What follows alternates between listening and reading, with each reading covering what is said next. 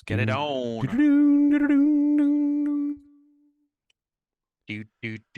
Hi, everybody. Just gonna let Benoit do that thing in the background.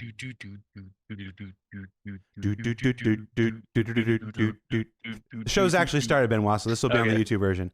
Hi, everybody. Welcome to Star Citizen Live. I'm your host, Jared Huckabee, and if you've never seen Star Citizen Live before, it's where we take about an hour, although not in this case, it's going to be a lot longer, out of the end of our week sometimes, and talk to you, the Star Citizen community. We put our developers to the test. We have them answer questions. We have them talk about various aspects of their work.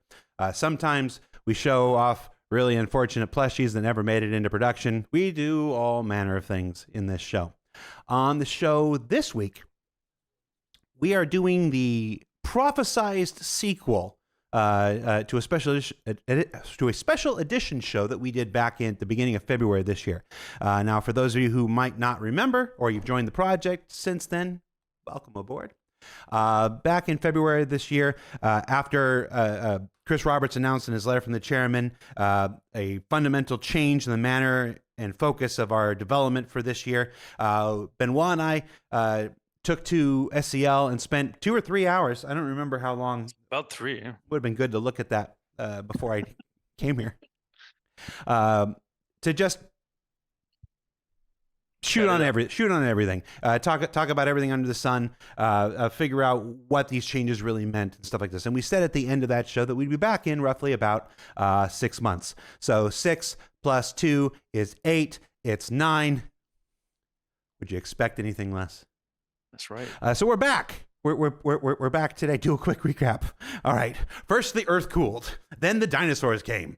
Now we're back to talk about a whole variety of topics. This is not your traditional Q&A show where we take questions from the community, although if we see some good questions in the Twitch chat, we might throw them in from time to time. This is our interview format. So we have worked out a series of topics that we want to cover. Based on our previous conversations, we expect this show to go a bit long. So, if you got someplace to go, be sure to check out the YouTube replay later. If you'd rather listen to or read an AI summary or something on Reddit, I mean, I can't stop you.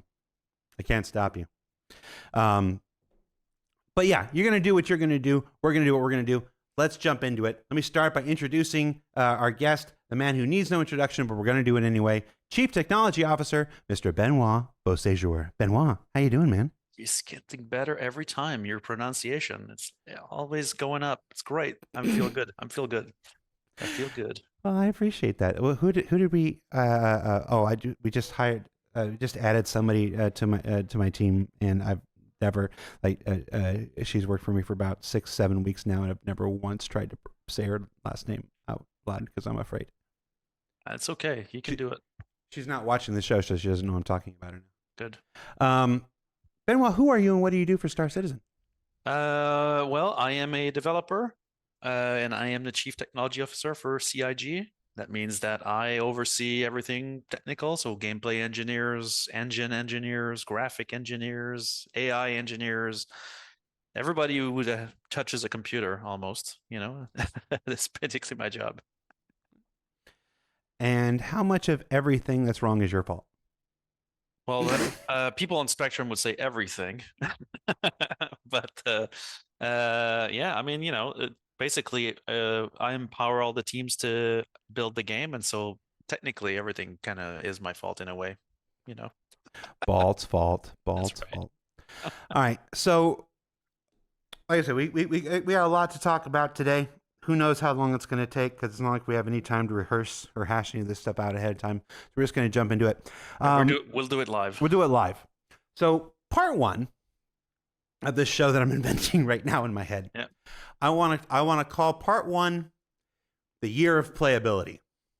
So the year of playability is not necessarily a statement that we ever made. We didn't say it in the February show or whatnot. But it comes from that letter from the chairman that went out at the end of last year with I think it was like 2025, a focus on playability. It's a fair assessment of the mission that we set out for ourselves at the end of last year.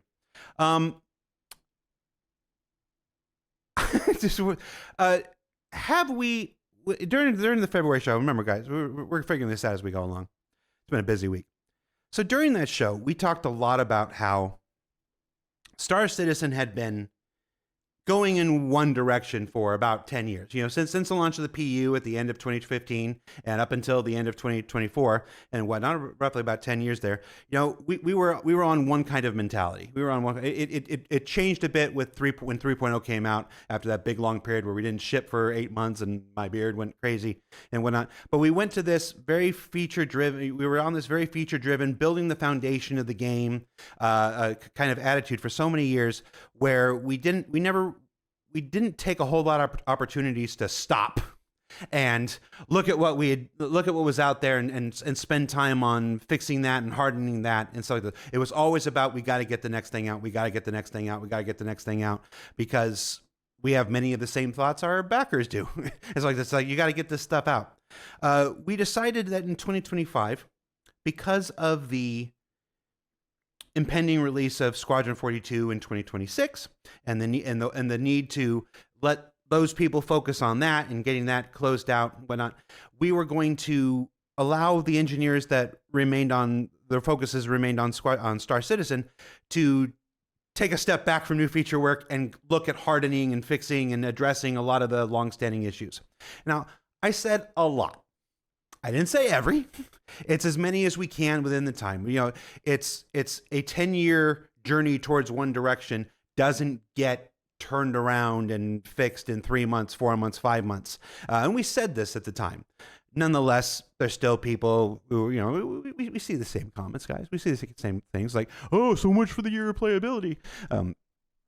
That was literally my brother. I'm not making fun of anybody else. I'm literally quoting my brother. And if you've ever met my little brother, that's exactly how he sounds, because he plays the game. He plays the game, and I get crap for my little brother. It's not just the backers. It's you, Clark. Welcome to the show. So I want to talk about that. I want to talk about that. It's how all little brothers sound, at least in our heads. Just wanted y'all to I want to make sure everybody knows I was making fun of one specific individual that I share genes with. I also sound like that sometimes when I talk to John Crew. Like, hey, what about my ship? So let's talk about this year of playability and how it's gone so far. We said we'd check in six months later. We're roughly here. How's this year of playability gone? What have we done? What have we achieved? Where are we at in our process? Are we happy? Benoit, you do the Benoit thing. Yeah. Well, I mean, I want to go a bit further out than just the beginning of the year, right? Because let's take same date last year. Right? Okay. So let's go full 1 year back. The state of the game 1 year in the past was still single server DGS, right? So we're talking about maximum 100 players per game shard, one server simulating all of the universe, no second star system, right? So only one star system. Server performance, not good. 4 or 5 frames. Yeah, I mean, if you're lucky, right? Lucky. Like when you load it in. Like the parameters for us to launch a patch was basically 7-ish, which is horrible if you think about it. And so that was last year, right? So we start from far, right? We were still in the clutches of 30K. We were still in the clutches of 30K, correct? So we did have some level of server recovery, but a lot of issues related to it that could have side effects. Some of them are still present. We'll talk about some of those. And so, fast forward to now, like the assessment is a lot better, I think, in my mind, right? Like, obviously we've had the release of 4.0. Like, it's been a bit of a roller coaster. I'm not saying it's been just a straight line. Like we've taken some dips and then improved the stability and the quality of the game overall. But obviously we have the 4.0 release, which came with static server meshing, which was the element that we needed to free up server performance, right? So on average now, when we look at server perf, I mean, other than some egregious problems which we've identified, we get per territory stats now. So basically, we don't just get like server FPS is X, right? We're gonna know Stanton server FPS is X, or Hurston server FPS is Y, and so we can compare depending on which territory, what performance we're getting. And FPS is just one of those parameter, right? There's a lot more. But let's stick to FPS just because it's a simple mental model, right? Because it does have an effect on your gameplay. So nowadays, on average, server FPS is up 20 easily, right? Obviously, some zones, like let's say when we launched, I think Stormageddon, there were some issues affecting those zones that made those servers like dip below that quite a bit, and so they drag the average down. But overall, the game server performance is way better. And I think having 600-700, we've pushed up to 800 players per shard, which is something we're pushing at right now. We'll talk about this if we talk about server meshing a bit more. And so we're going to be pushing this really hard moving forward. But I think that if you look at compare last year to this year, in my mind, it's not the same game. Completely not the same game. Like now, if we look at even the stats from our players, like session length is up like 10x. It's not even comparable. Yeah. So that means people play for longer periods of time and they stay online. I think server recovery is a big help for that. Though the stability of the game server is also improved dramatically. And so,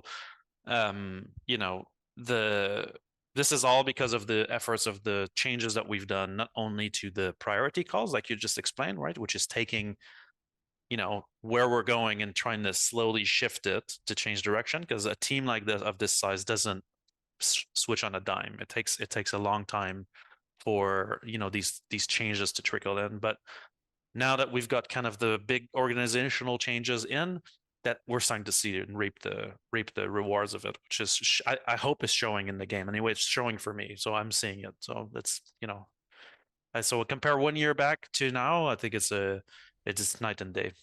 There's still a long ways to go. I'm not saying we're happy with this. I'm just saying, there's folks in the chat specifically talking about, okay, well, let's go do Hathor and let's go do this, and you alluded to that there. You're talking about a macro sense throughout the entire persistent universe, every single aspect of the game. It's to call out specific, this specific area is bad and this specific area is bad. That's not what we're talking about. We acknowledge that and stuff, and those are areas that still need improvement. Stuff, as we do this Russian nesting doll kind of conversation and go down, we'll start drilling down to individual aspects later in the show. At its broadest though, overall, the things that would just prevent people from being able to log in, the things that would prevent people from being able to stay in, those larger scale issues that. It doesn't matter if you fix the other things. If you're constantly getting a 30K, if you're constantly getting kicked out, if you constantly can't get back in, it doesn't matter if we've improved Hathor performance if you can't get to Hathor. Those bigger things are what we're talking about here, and those have seen some measurable, marked improvements. I mean, an improvement from 4 to 5 FPS to 20 FPS is huge. Nobody even talks about 30K stuff anymore. Server recovery is. I mean, it's hard to make a trailer or anything. We sat there. Back when we thought about how do we make a trailer for server recovery and stuff, and then it's like we did it for two reasons. And I'm going to talk a little bit here about why marketing pushes some things and doesn't push some other things. One is there's no real interesting way to show it without you've all seen the server recovery screen. You're sitting there and doing that, but also I'm just going to be real. We're only 13 minutes into it. Let's get to a real moment of truth here right now. Over the course of the 11 years I've been here, we sometimes toot the horn like we've invented something that honestly should be standard. It should be standard. It's if we were doing things different, if we had different priorities at this point or whatever, that would have just been a thing we would have had before. So we couldn't have server mesh, we couldn't have server recovery before because we had to. It was part of the whole nesting architecture within meshing stuff. We had to build an infrastructure before you could have a recovery that would bring that stuff back. So the way that we chose to do things meant that some things couldn't come till later. I mean, there's people again. We'll talk a little bit about org stuff and stuff. We still don't have orgs in our game and stuff. Those are things that are foundational that you would find in day one of other MMOs, and we're here 10 years into the PU and we still don't have it. So I want to be real clear that when we talk about this and we celebrate our achievements, and I'm really proud of our achievements this year, the stuff that Benoit said are real. This year is a night and day difference from last year. I think anybody being real candid and honest with themselves would admit that. At the same time, I want to be candid and honest and be like, I don't want to pretend like this was we invented the wheel and whatnot. This was the change that Chris set out for us last year. It's, hey, let's slow down, let's refocus, and let's find those things that we lost along the way and catch back up. Does that mean a slowdown on new features? Yeah, it does, and it has all year, as we said it would in February. But just a little reality check for everybody. I want you to talk about how we did it, though. We're going to spend some time. We're going to talk about freight elevators and all that stuff right now. But up here at the top, though, how did we do this change? What were the organizational changes and the operational changes that we did that made this possible and that are going to continue for the foreseeable future? Well, so there's a series of things like company-wide that have had to change for this to happen. The first one, we talked a little bit about this in January, which was the idea of having hero cards or Joker cards, I call them, on specific issues, right? And so we've and then it was funny because people were like, give the Joker card to this other bug, right? And I was like, yeah, that's basically what we do. But we've extended that concept a bit further. And I hate that we changed the name, but we did change the name, and then we call those hero squads now. So what we've done is that we've taken a subject, for example, transit, right, which we've extensively talked about in January, and we've made a hero squad around it. So that means we've dedicated resources just to all the bugs related to one system, right? And we've changed the methodology. So the way that we used to deal with bug fixes in the past, it's basically engineers get the bug report, they put it in their task list. At some point, they emit the fix and they ship it in a patch. Now, as the patch release comes closer and closer, those bugs get verified and or need to be accelerated. And so it's always a bit of the fixes are valid, they're correct, but we don't have time to test them fully. We've had a lot of regressions, right? And so regression was becoming a problem because we were going too fast to try to solve some issues. And so some systems like transit are complicated enough that you can't just emit the fix. I want to pause you there. What is regression? Regression is when I say I fixed bug X and I've created bug Y. So it's basically when we're introducing new bugs or breaking other things because we try a fix. Okay. And so regression was a big problem on the project in general. It was in part because of the speed at which things were going, the code review process, things like this. So these hero squads, basically we flipped a bit the relationship. So we decided that fixing issues, let's say I'm going to keep transit as my hero squad example because it's an easy one to reason, but we've put resources dedicated to it. And then we got the QA teams to basically derive the priorities within the squad.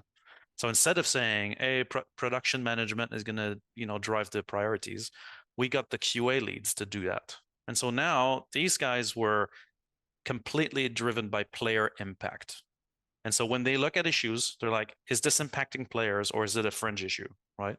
And they decided on the priority. And it turned out that priority accuracy was a lot better.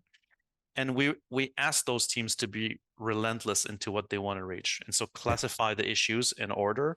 And then the moment we get a green light from these guys, it's a celebration because they are hardcore. I've seen a lot more Nathaniel Fisher this year than I ever saw. The Nathaniel Fisher seal of approval is a real thing, I want to inject. Brunks76 says Benoit is wrong. Regression is when old issues resurface. Yes, that's also a definition that works. But we use the same word for both at CIG. But you're kind of correct. The proper definition is that's an old issue that comes back. But in this case, the thing is the issues are so close by, and typically it is resurfacing an original issue. That's actually one of the issues with those big systems is that bug reports are so similar but are sometimes completely different circumstances. But yeah, two things, three things, four things that all cause the same same outcome. symptom. Yeah, exactly. So hero push squads. We got Correct. that. The embedded green light is what you just got done talking about. You know, letting QA sort of manage their priorities and green light things. No, that one's a bit of a separate one actually. Right. So the hero squads is really about getting our QA team to drive the priority on a specific subject and drive down, right? One of the change in methodology for the devs on those team is like a bit of a change in approach. We in code review for in these hero squads, we no longer just accept the fix based on code change. We ask the developer to explain what the problem is. Can you reason at why this is happening? Second, propose a change, right? And then the leads can validate this change before we start even writing any code for it. And then we verify the change with QA. And then that's when we actually allow the change to come into the stream at all, right? So we do a lot more work before the work is actually started, a lot more work before validation before it actually gets submitted. And so on those teams, like developers working on those hero push squads have a much more methodology to apply to solve that, because basically in the past the regression rate was too high. Right. And so the big advantage of that setup is that those teams are faster to react because they're dedicated on one subject. And so if there is a regression, because they still happen, they're faster to pick it up. But then the fixes are slower to put in. But that still has been very effective. So Transit is one of our hero push squads, which to me has been kind of successful since the beginning of the year. Like I think the transit system, we're going to talk a bit more about it later. It's in a much better shape. The embedded green light is what you just talked about, which is that was a major organizational change. And so in the past, the way that game devs at CIG on the Star Citizen would work is that they would submit and test later.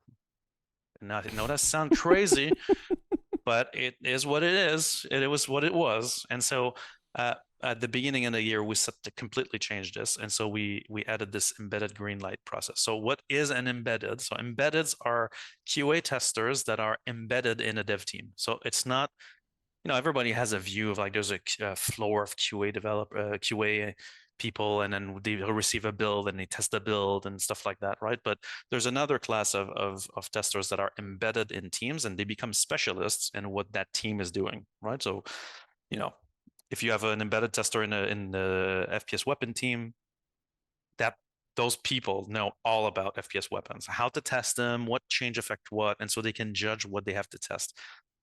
So the embedded green light is we gave that team the power to red light any change before it's submitted. And so that's a big culture shift, because it used to be hot and fast, get it in, we'll test and fix later, right? If there's issues, and we trust devs. We don't trust devs. We need to verify.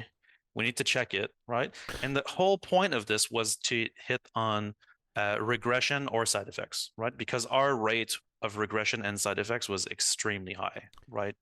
I want to I'm picturing the comments. Somebody can screenshot Benoit and say, Benoit Beausejour 2025, we don't trust devs. Go ahead. Right there. Do it right there. Right there. Yeah. No, I mean, we've had embedded QA for years. This was about empowering them, in order to be a bulwark against letting this stuff through. Another new term I heard this year, hygiene initiatives. Now, when I heard this was coming up, I thought it was something else. Anybody that's worked in a game studio knows that every once in a while there's that desk you walk by and you're like, I thought I knew what this was about. It wasn't what I thought it was about. Right. What are hygiene initiatives? So this is not about BO, if that's what you're referring to.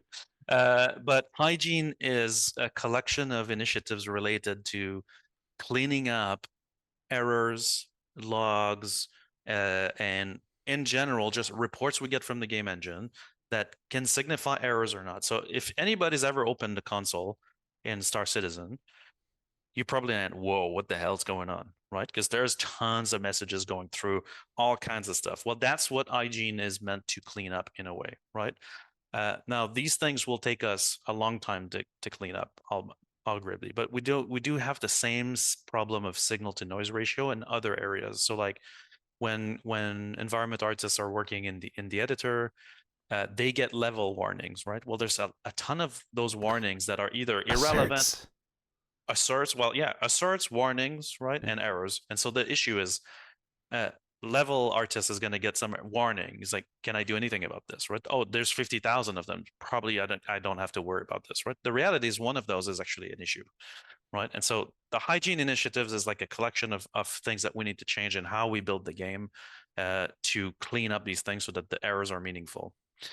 We have the same thing on the data core side. So for those who don't know, the game data, so all the records we use to configure, the components or all the game data, right, just stored in a database called data core.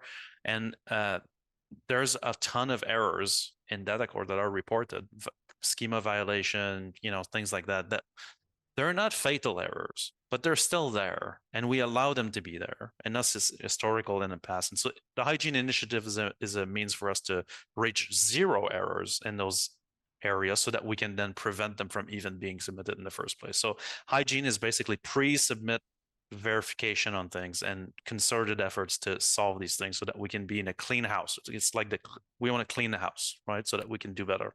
Somebody in the chat was saying, I missed it, the name. It said errors that should be warnings, warnings that should be infos. Yeah.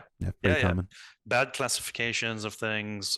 So we even have now systems put in place in the assert dialogues and that pop up so that you can report a bad error. You report a bad error? Literally, now we get reports for bad errors so that devs can go in and fix the wording or change the severity or things like this. And there was something we did so that certain teams, if the pop-up was directly related to them, they couldn't just dismiss it and continue with their work. Yeah, so that's exactly right. So I feel like an AI when I say that now. You're absolutely right. But we changed the way the assert dialogues work. So asserts, for those who don't know, is like when I'm a programmer and I'm asserting in an area of the code that this value must be set to 1. That means that if the value comes in and it's not 1, then we'll have an error, right? That will show up. That's the assert error. And typically you need to action asserts, right? And so, or something else is going to go wrong. And so historically, the assert dialog was just a global thing. And then we still have, those get assigned to dev teams. So they are classified by code owners and by dev team. And so you can know if like it's an audio assert or if it's a, programming assert or whatever, which is great. But we allowed people to ignore those either completely or just skip them, right?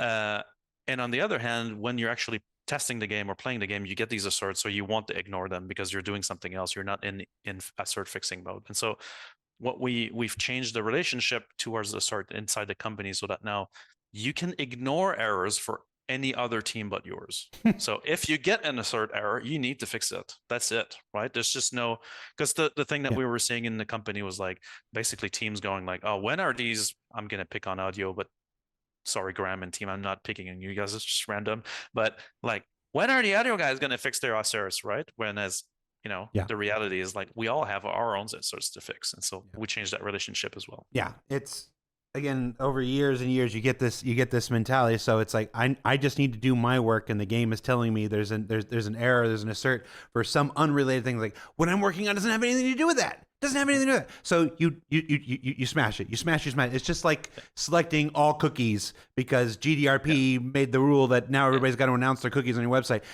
Now I just accept all of them. All you've done is you've made me hit a button. We get in this habit of hitting button and people, and this is one of those things like. People, we're admitting this here, guys. Talking about where's open development. I'm like, well, we're sitting here saying that too many people got in the habit of clicking the button. It's we even found some. I'm not gonna blame anybody, but we've got analytics inside the company, so we know who's putting asserts off, right? And so we found some shit. Paul Rendell, I miss you. I'm just kidding. No. That's certainly not fair. Paul's a good guy. No, he's Paul's a good guy. He's the one putting the shit in. I didn't know he was here either. I ran into him today. He gave me a hug. I'm like, oh, I didn't know I was on hugging terms with Paul Rendell. That's nice. All right, so we've talked hero push squads. We've talked embedded green light. We've talked these hygiene initiatives that all help the way in which we make the game and make the patch and make our content stuff. We also started an initiative. I want to keep this under organizational stuff, but tell me if I'm wrong. Yeah. The stability score. Yeah. Things. Talk to me about our internal stability scores and how we've determining them and how we're using them.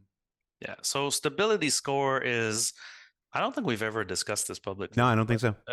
So we have this measure, which is an indication that we use, and the team that actually comes up with this would already tell you it's alchemy, right? Like it's not an exact science, but it does give us a pretty good idea. So we try to establish a stability score for every build, right? We actually auto-calculate it based on the data that we get. Not patched, every build. Every build, yeah, every build. So like we send a build to PTU, or QA or staging environments or whatever, and we always have a stability score that's calculated over time. And so what the stability score is, without going, I don't want to go into the alchemy of it, but we're trying to figure out basically the stability of the environment. And so if you're connected to a game server and you get disconnected, we're going to count that, right? Now, the reason for your disconnection will be used as part of that. How long the build has been running is also part of that equation, and the concurrency of it is also part of it. And so with this black magic numbers, right, we basically get a score out of it. And the score is one thing. Now we've put labels on this. So we used to use the score internally as just a number, like, oh, it's a 0.0 and it's a 0.08 build, and then at some point I got a bit fed up with that because I'm like, what does that mean? And so the values for this are optimal, excellent, stable, unstable, volatile, crippled, or critically unstable. So that's the range, right? So we go from optimal, which is great, stability score, to critically unstable, right? And all of the thing in between, right? And this is based on, all the stats that we get, and we kind of auto-calculate it. Now, we still have Jeffrey Pease, our internal alchemist, always, playing around with these numbers or adjusting the score, telling us how bad we're doing it. But it is actually pretty accurate in terms of like what the perceived stability will be from a player's perspective.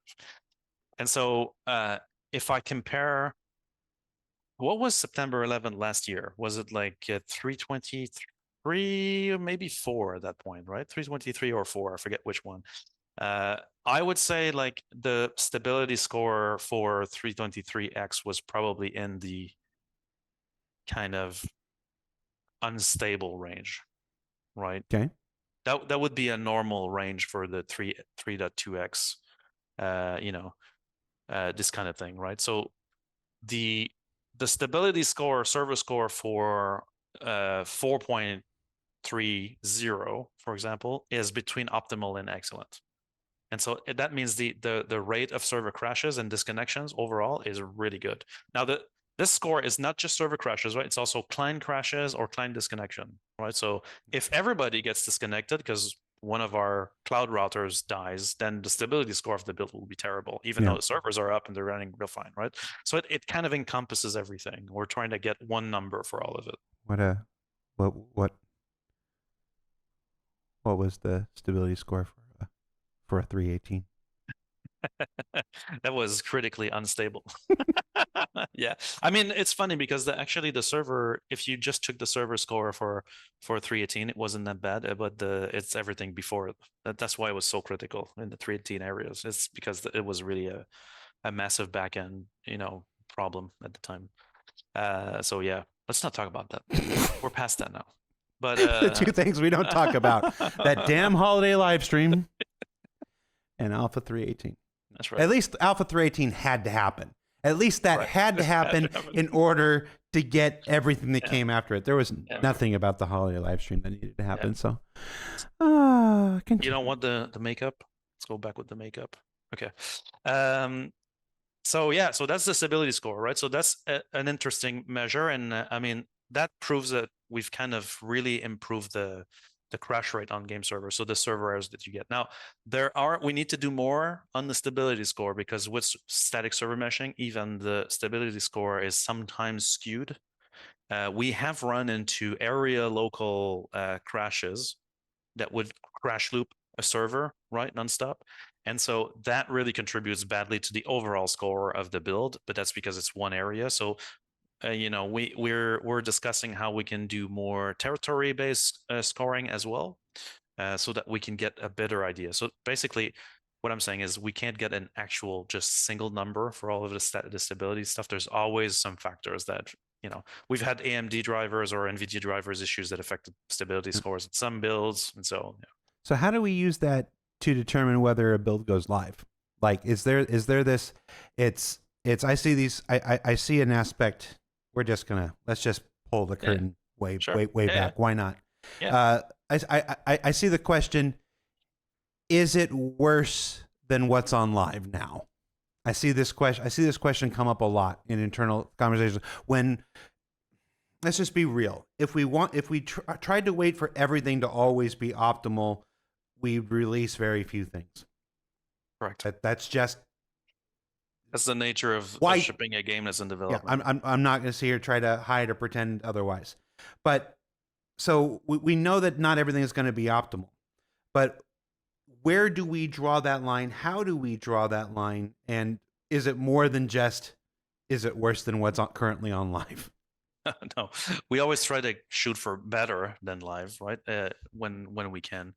But there's a lot of things that we look at to be able to ship a patch, right? Now, obviously, for this year, it was a very big change for the development teams, because moving to a 4-week cycle means that we are always shipping. Like, how we have a ship date, right, that we give ourselves, and a schedule, and then we've got our gate reviews, and everything is like chained up to get there. Well, the closer you get to this date, right, when you get from the player's perspective, when you guys see like daily PTUs go, and it's always update, that's because we're getting close to the release, right? And so we're trying to get to the date, and we're trying to validate all the things we need to validate as fast as possible.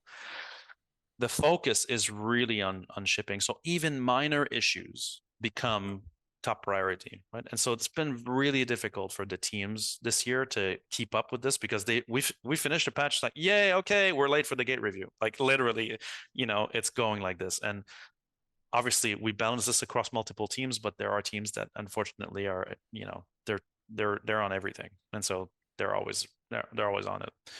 Yeah, I think it gets lost sometimes. We of the many things we changed this year, we've shipped 8 or 9 patches this year. Yeah, it depends on whether you count what happened in April as a patch or not. But we've shipped at least 8 patches this year, and in years past, from the 3.0 era on, it was 4 a year. If we were like some 1 or 2 years, we only hit 3 and whatever. And now we've done 8 in this year. The velocity change has been tremendous. And it's helped, if I may, it's helped expose aspects of this. And when I say this, I mean making all of this. It's helped expose aspects of this that we're pretty good at, and it's helped expose aspects of this that we still struggle with and still need to improve. And just what you were saying just really hit home with that. We're in the process now of discussing adjusting the patch cadence for 2026. It's way too early to give any details on that. Nothing's decided. Yeah. But yes, this has been a pretty relentless pace, and there's a patch coming out in September. There'll be a patch coming out in October. There'll be a patch coming out in November, and then there'll be a patch coming out in December. So it's certainly a year unlike any other. Now, one of the things we didn't discuss about for this, in order to reach the stabilities, there's also internal stability, right? That comes into play with this. I'm not familiar with internal stability. I've never had any myself. Well, so this one is a bit more subjective because we don't specifically have a score for it.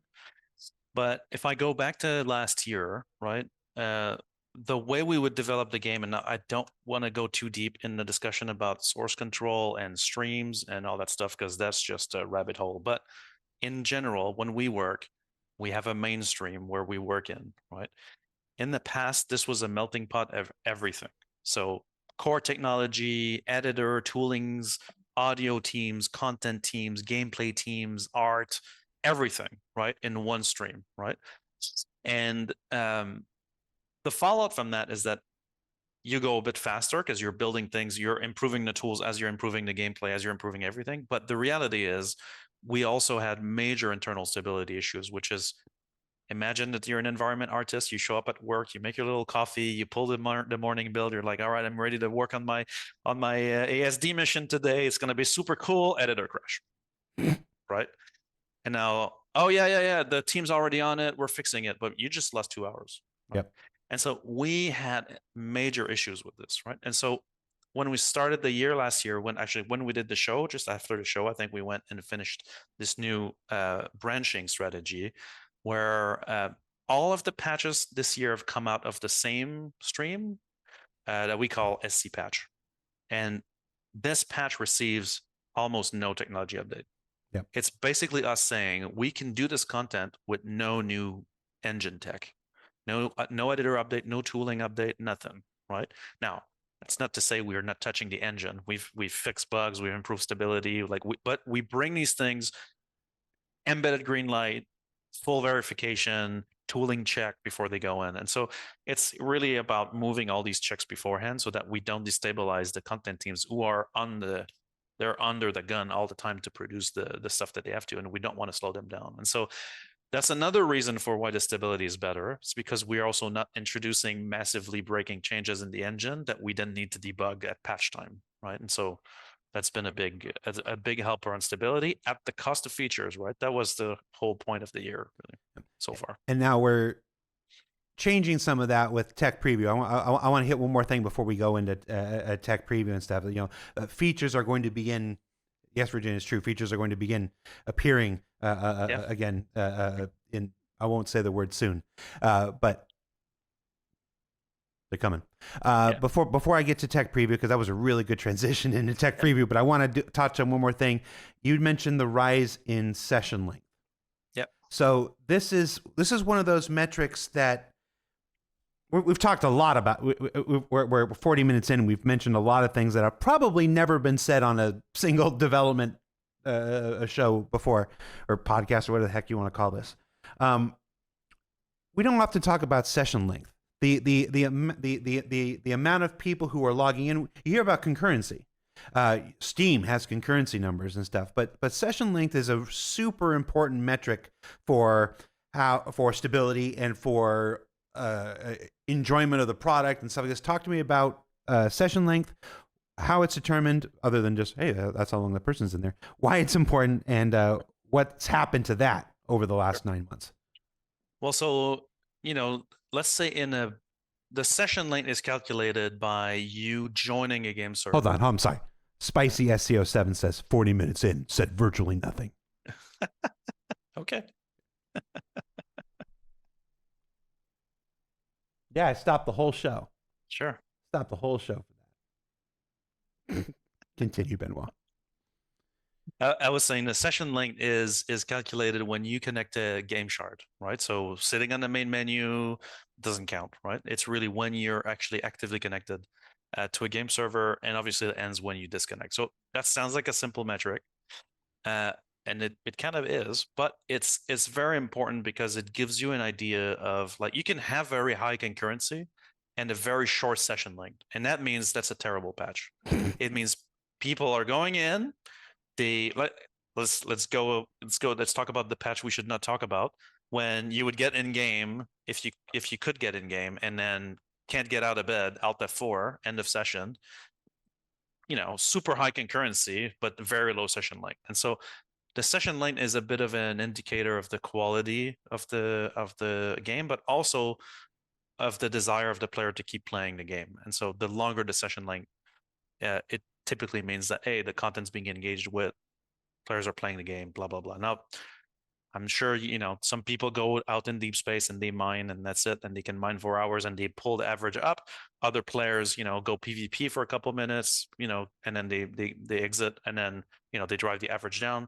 But overall, the session length is like it's always a metric that we look at as a secondary metric to look at the quality of this. And so the session length has more than doubled since the 3.x era of the game, easily, right? And obviously, in the case of server recovery, your session continues, and so that helps, quite a bit, because before it would cut the session in half. So there's other factors that contribute to it, but that's why it's an important one.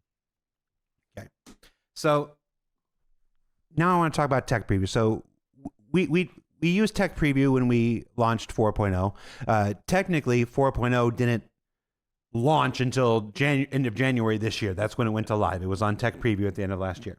And we made these statements that we were going to use tech preview in order to bring these new things in and maintain the stability of live.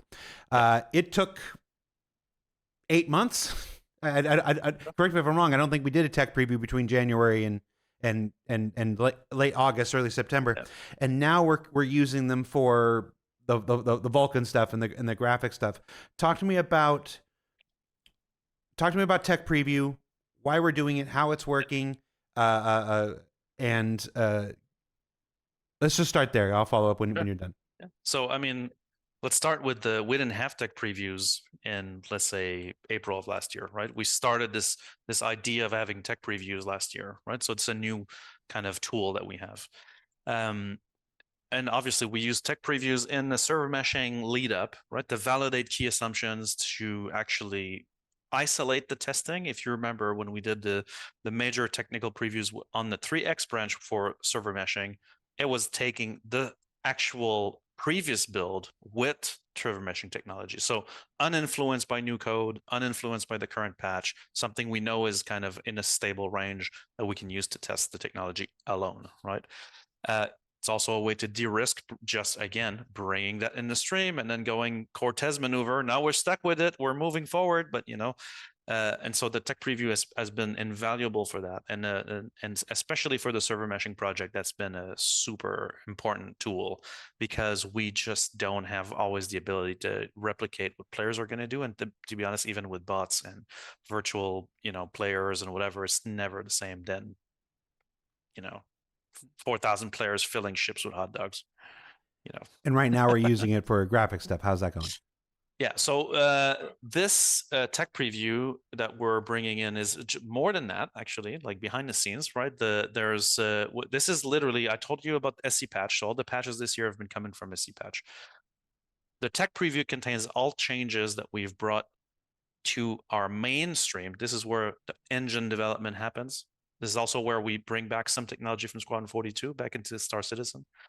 And we are moving all of this together up to SC patch. So this will now become, when we're happy with all the testing that we got through on this, and it checks all the green lights, this will become the new baseline from which we build patches.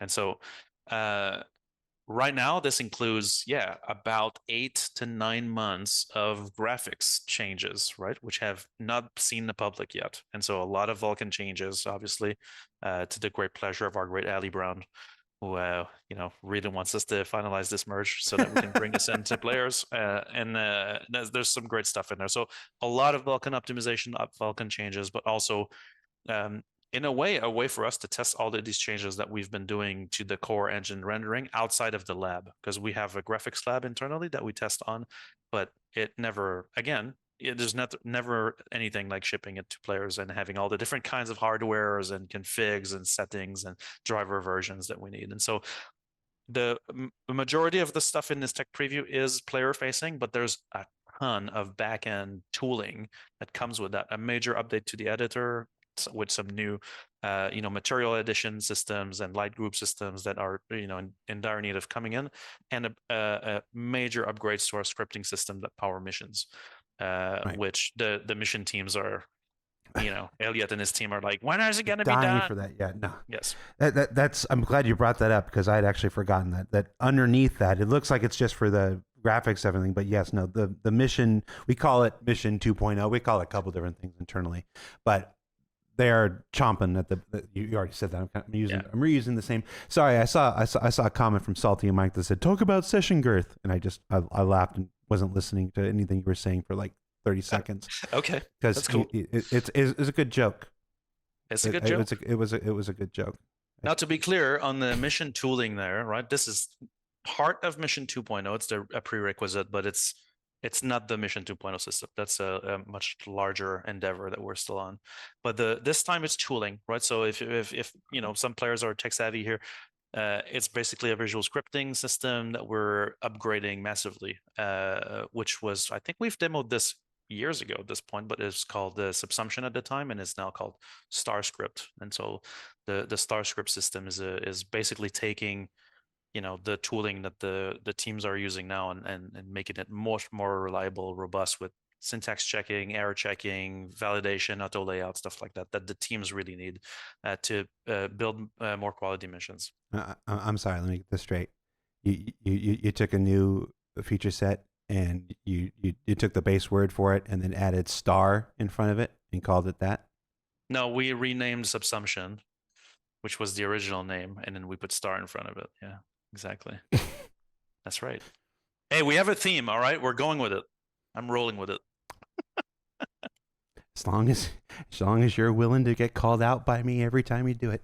That's fine. All right. This tech preview is obviously important. It'll be in tech preview for as long as it needs to be in order to shore up and then be integrated and then become the new base from which we create our patches from. What is the next tech preview? Go ahead say it. Well, so what's behind this, right? This enables us to bring in, I'm going to go back to streaming just to build the excitement. No, I'm joking. So off of our main technology stream is another feature that's been built there that needs all of this to work. And that's the engineering gameplay tech preview. That's right behind it. So the moment we can bring in the base tech preview changes, then we'll be able to do to run the next testing on engineering gameplay straight off of that patch. So that's going to be super interesting. Yeah, so I want to be real clear with that. This is the next set of tech previews. This is. I want to go ahead and say, and I'm going to go ahead and say it so that if people can get angry at me and not you. Right now, we're using tech preview to test Vulkan and these and all these graphical stuff and all these mission changes and everything underneath and stuff like this. When this is done and get fully integrated, go to live and whatnot. The next thing is engineering. We desperately. I'm going to use the word desperately. We desperately want this tech preview with engineering out before the end of the year. Now, this is the middle of September. It's still October, November, December. That's still a lot of time. It's not any time when anybody would say soon. And that's no guarantee that we're even going to hit it. We've all been here. Somebody was joking, hey, drink it next time Jared says how long he's been here. Well, we've all been here. Lots of us. I've recognized some of these names for the whole time I've been here. We've all been here long enough to know that me saying it's our intention to get this before the end of the year is not the same as saying it will come before the end of the year. Just being honest with you here, but it is everybody's desperate intention to get this thing into tech preview at the end of the year. We want it. We need it. We're tired. We did 5-6 stories in engineering. I did like 2 or 3 CitizenCons with engineering. It's time. 300, kick that mother out under tech preview, please. So we're trying. But I just want to make sure that everybody's super clear on what that means. Hey, but on this, I got a little segue for you. All right. So there's one thing that kind of proves the improvements, right, on the live service is that there's a lot less players on PTU and there's a lot less players on tech previews than before, which is a good thing, right? That means players want to play the real game, and I'm really happy about that. But it does mean if you want to help, join those tech previews, right? The more people we get, even if it's for a short period of time, it's really helpful because we get a more larger set of people that can try it out, and that gives us more data. Yeah, I want to talk about something. I got to show you sparked something that's actually a bugaboo for me, and okay. I got a platform and I'm going to use it. So we did this change. We did this change this year. We went to what will be 10 or 11 patches throughout the entire year. This almost monthly cadence of live stuff. So you've got the live stuff, a new live thing going every month. People are like, put something new in the game. We've had a thing new every month. We've had a PTU every month that runs alongside it. Now we've got tech preview. This pace that we're at this year has forced us to split our audience and stuff like this. It's like, well, do you want to be playing the live game, or would you rather be playing the PTU version, or now with tech preview, would you rather be playing tech preview? And the reality is, we need everybody everywhere. The live version is the version of the game that we're making. That's the version we want. We want everybody to experience it. But we also need them for testing. So we want them to be in PTU. We also need them for the specialized testing. So we want them to be in tech preview. And it seems and this is one of the reasons why I talked earlier that we're reevaluating the 2026 release schedule for this reason. We've created a situation where we want our players in too many places at once, if I'm allowed to speak honestly, and I'll find out when I check my team's messages afterwards. Well, it's a thing that needs addressing, so and it's hard. It's hard. I don't know.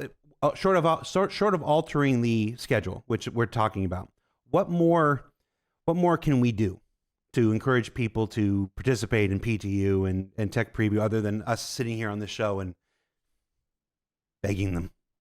Is there something? Yeah, we've got some ideas.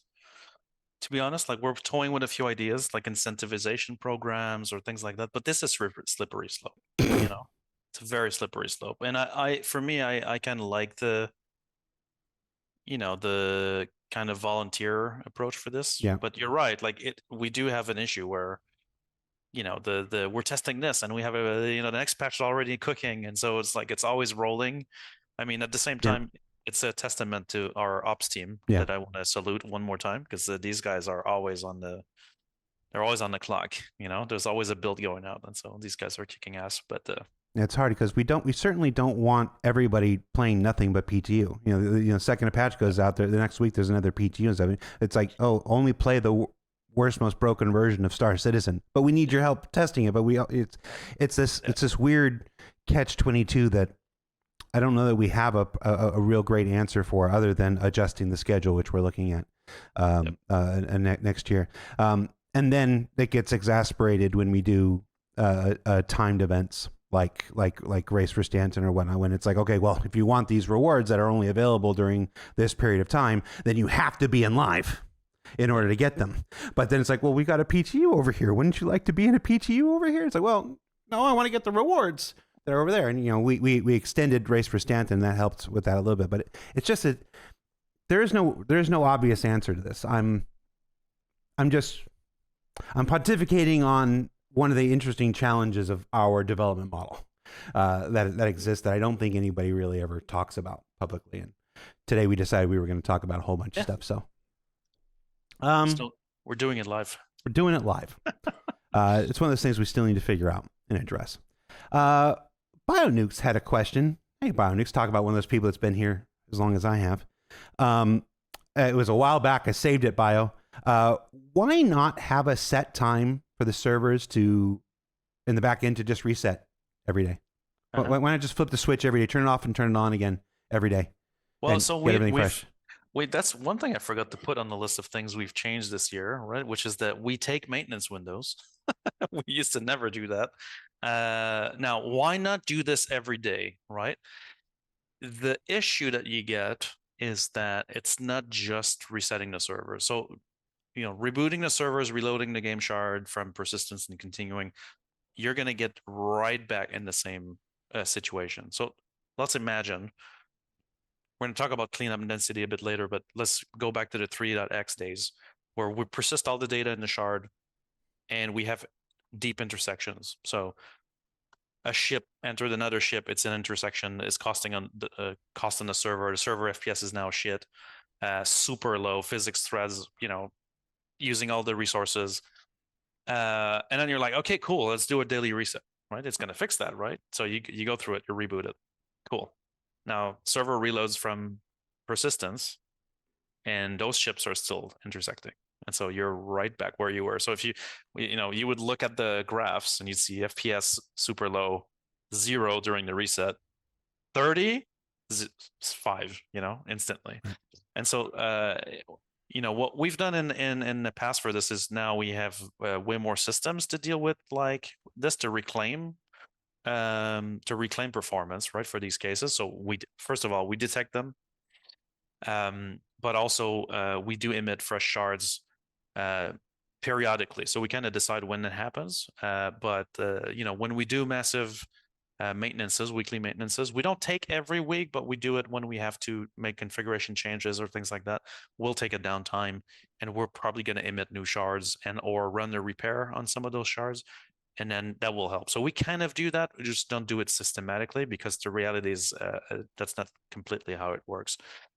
for the backend persistence side of this. And it's not something that we can solve easily because the conditions are too great. You need the shard to be live to solve these things, Okay. to be able to do it. What about a traditional like every Tuesday scheduled maintenance period, like every Tuesday at 4 a.m. Eastern time, whatever. Yeah. Things go down for We're 2 hours and come back. we're going towards that now, like where we basically right now you can almost consider that every Tuesday. Yeah, we try to do a maintenance. Typically early in the morning UK time is a good time in general, just because of that's where the least players are playing typically.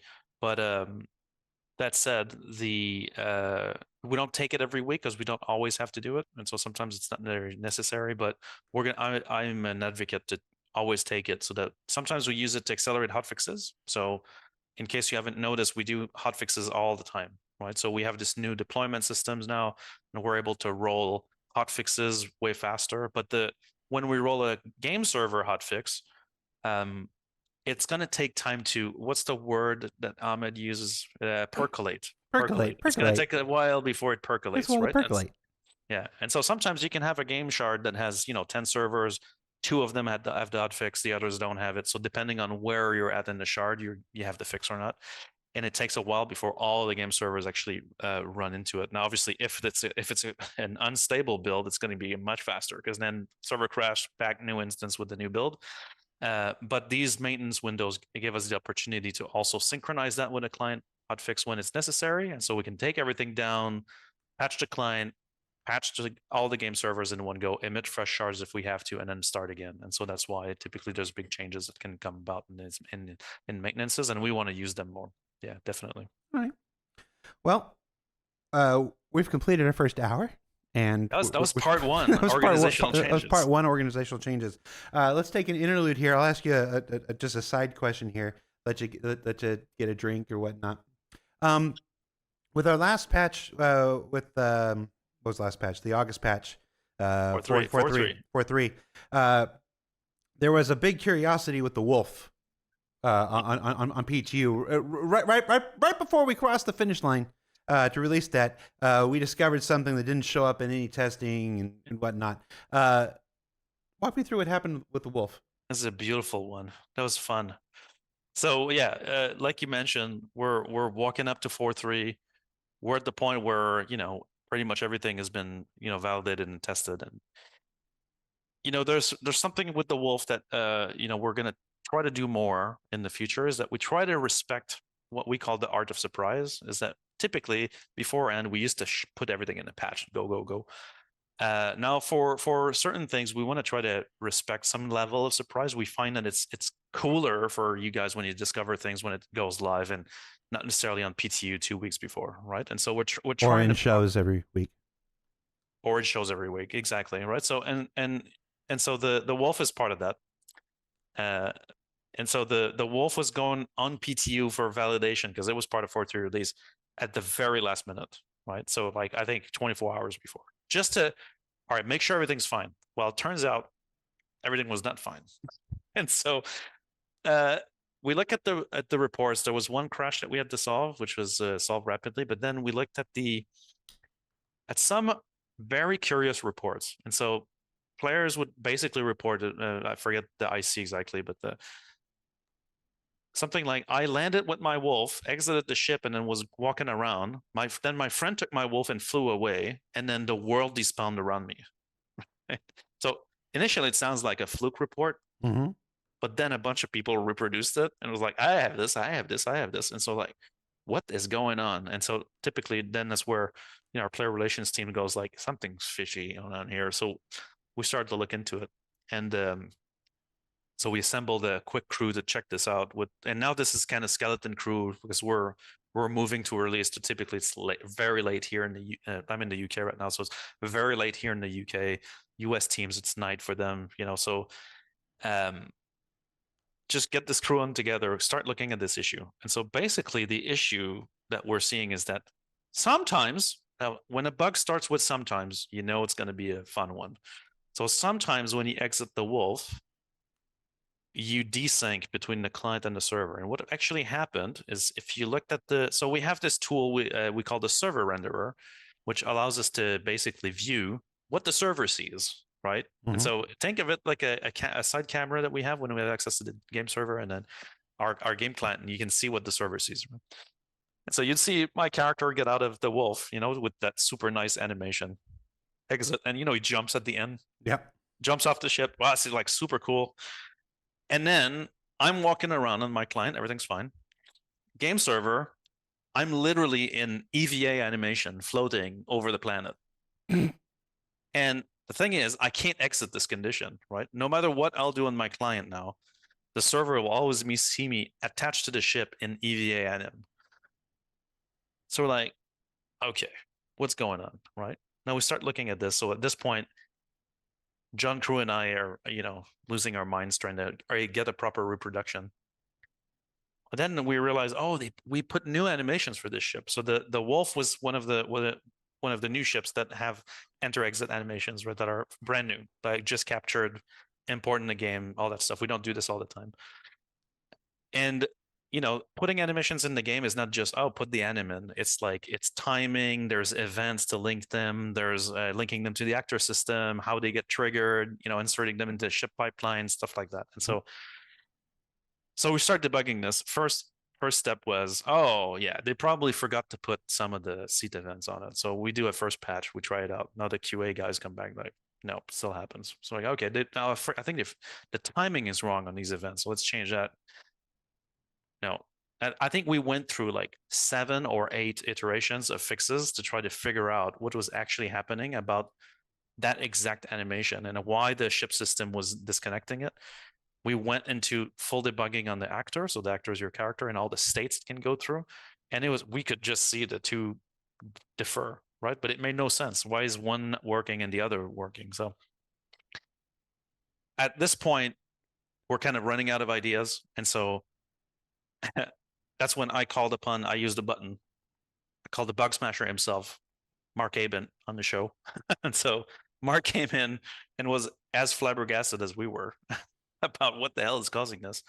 And then so we went into a bit more debugging sessions. At this point, we're deep engine side physics and collisions to try to figure out what's going on.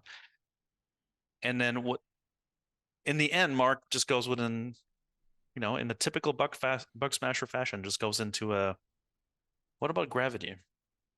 And so we take a look at how the ships have physics grids. These grids have sizes and mesh sizes, and the animations is based on the geometry. And there was no gravity in the ship, 0, 0, 0, right?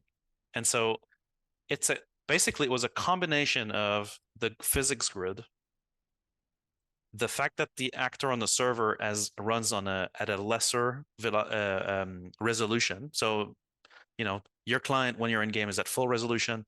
The server doesn't run at full resolution when he's simulating your character. And so combination of this would make the server would actually reach the EVA state. So now you're floating in EVA, right? But with no gravity and no other movement, it will never solve itself.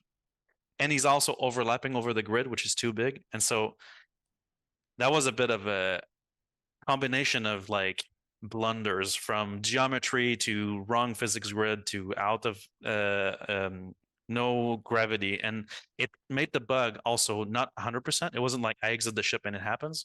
It would need to happen like it took about 10 to 15 times you would get it one time. And so all right, so we fixed the bug. We get this in there. Internal QA validates it, and then to be able to properly validate it, as you know, we need players. And so that's where we mobilized you guys on PTU to come and try this out. And this was one of the best moments I've had testing in this game, where roughly 100 people showed up with wolves at Boondoggle on Hurston, and then 200 people are entering and exiting the wolf, right, to see if they get detached from the animation. It was a fantastic moment. And so that was a fun one to troubleshoot. And that was your free audio only episode of Bug Smashers, as a nice little interlude there. I want to shout out Dennis Daniel, who's in chat right now. What's up, Dennis? Hi, Dennis. Miss you, man. My man. All right. Part 1, year of playability, our little Bug Smashers interlude.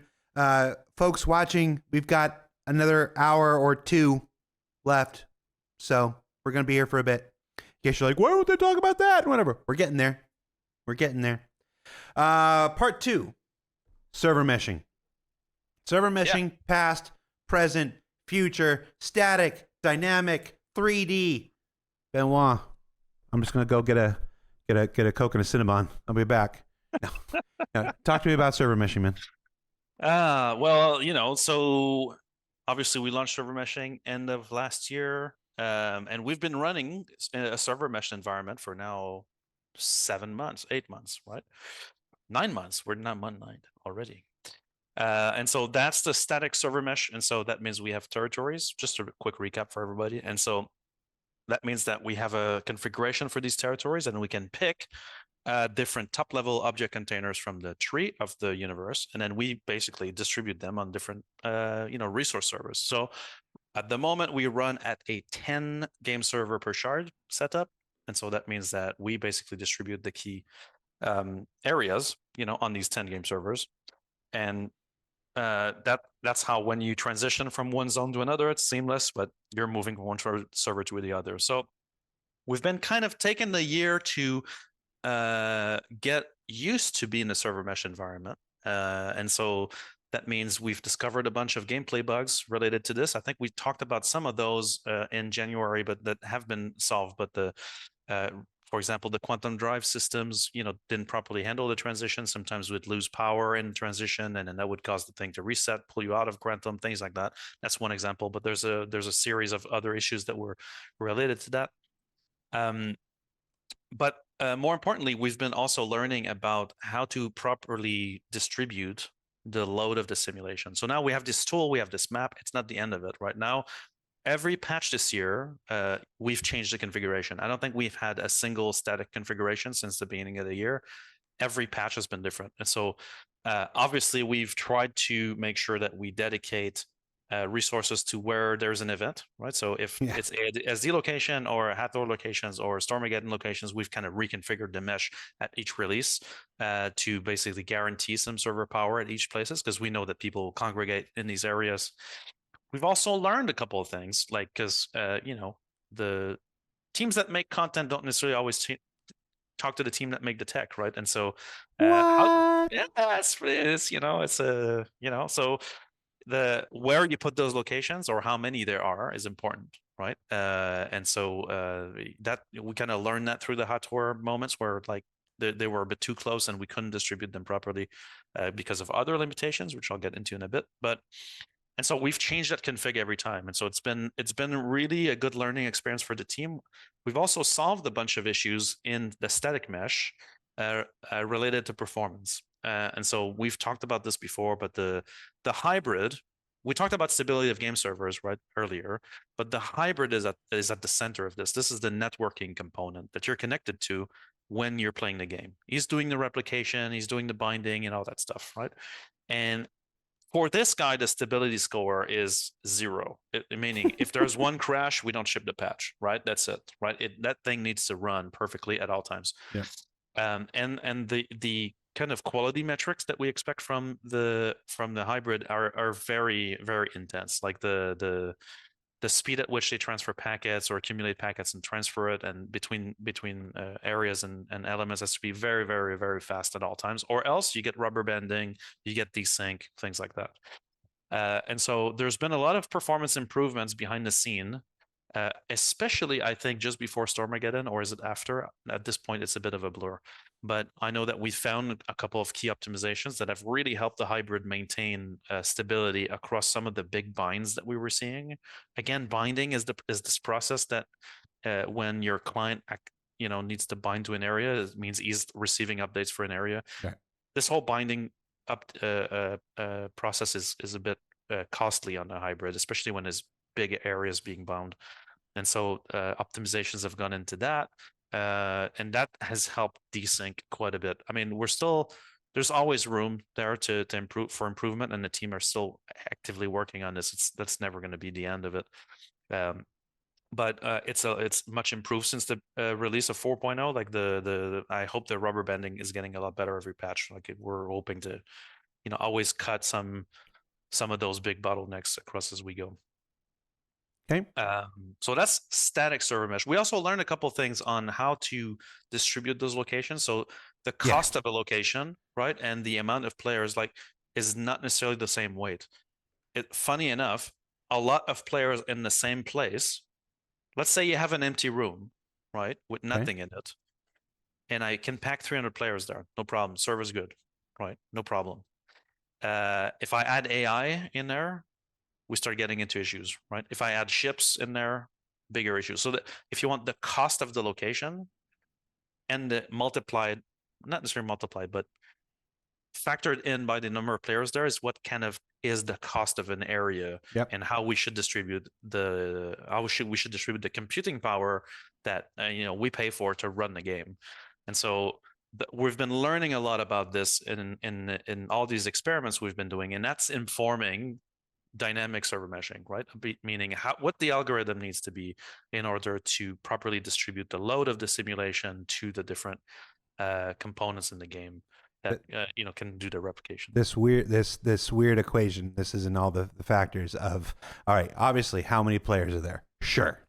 What is the resource footprint of the location itself? Correct. Obviously.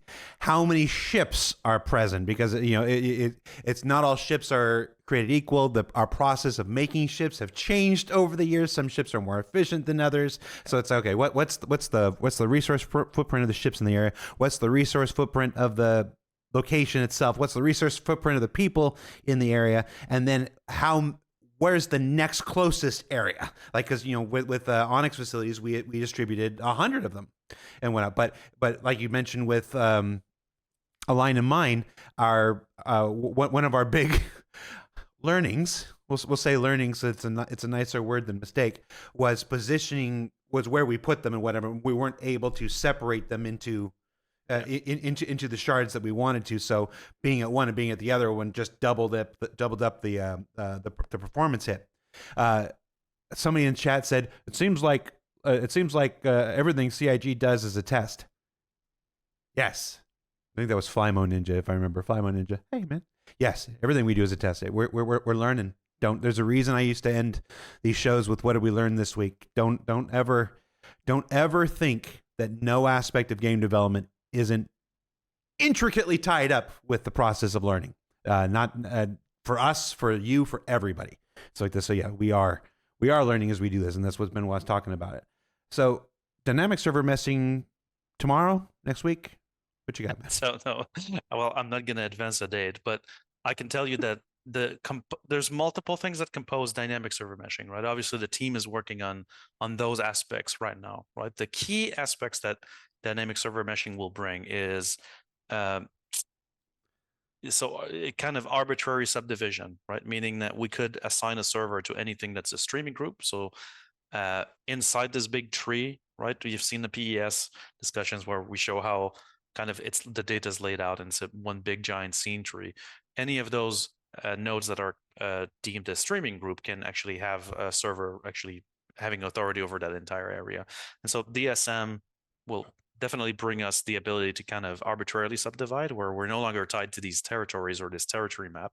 That's the first big thing we're gonna gain from dynamic server meshing, and we're working on that part at the moment, right? Which is basically how we can move these streaming groups from one server to the other, authorities transferred, who's managing it, what component is taking care of that.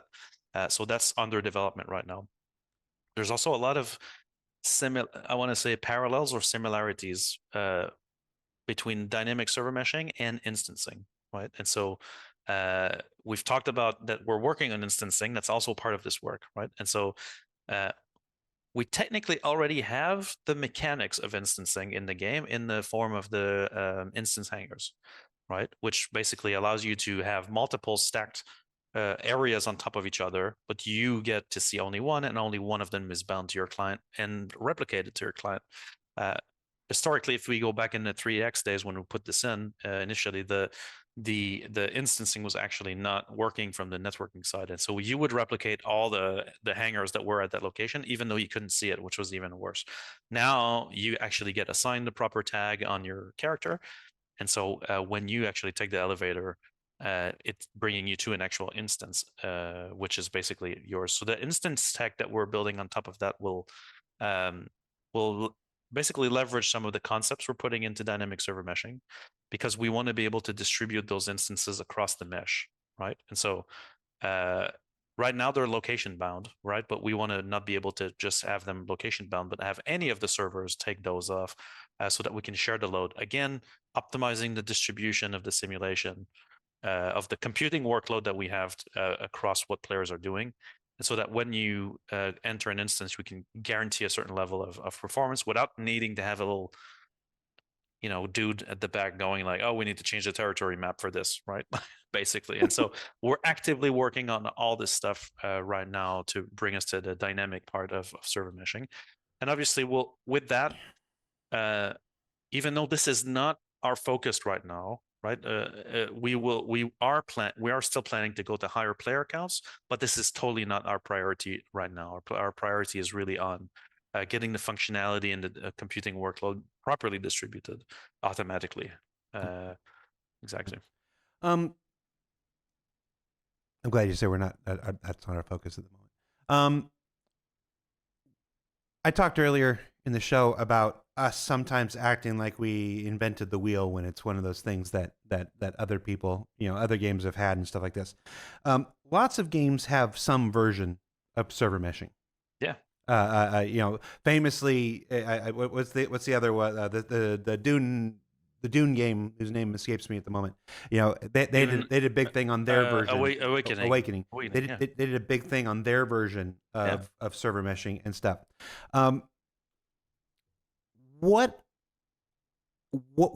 How is ours different than what other things? I'm gonna give you a hint. 3D. How is ours different from what you're seeing in every other game? Just because I see this come up. I see, I watch the YouTubes and the Twitches sometimes, and I see people like, they keep acting like server meshing, they fucking invented it and whatever. Oh, there's my one swear. It came. Sorry, Tyler. Why is our server meshing different? Well, so you're right. Like, it's not like server meshing isn't already like a thing, right? Like in the past, like even, Ultima Online had a server like transitions. Right. Right now, they were not necessarily seamless, but you still had server transitions and gridding, right? Which is a typical approach, which is you take the world, you split into a grid, and then you have servers between them.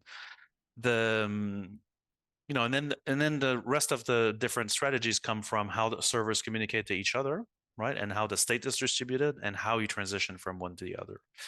And I think that the areas where our approach differs is that we've extracted the simulation from the game and the replication of the game. So replication is how game server and client stay in sync, right? And so when you're in an area and somebody opens the door opens on your client. That's because it's been opened on the server, and it's also because somebody else had authority to send that message to open the door. So this is all replication, right? Well, normally you have one game server and he does both replication and simulation, right? So we've taken the Star Engine, we've extracted the networking from it, so the replication into the hybrid. Now we call them the hybrid now because it's a first stage of server meshing, right? But Right. The hybrid has all the networking components. He has the state in his memory. He holds all of the information for the shard, and he does the replication. So you're connected as a client to the hybrid. So you're not connected to the different servers you're actually on. The game server you're actually that's simulating your area is actually, you're not even on it. You're not even in active connection to that server. You're actively connected to the hybrid. And the hybrid, the game servers are actually clients with authority, if you want, right? If we simplify.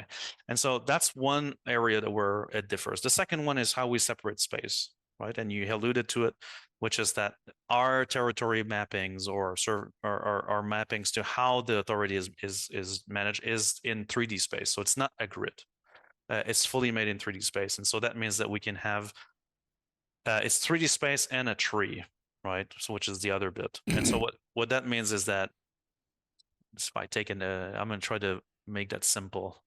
Let's say I'm on the yellow server, right? And suddenly the yellow server, there's not enough players there and the location is a bit low cost.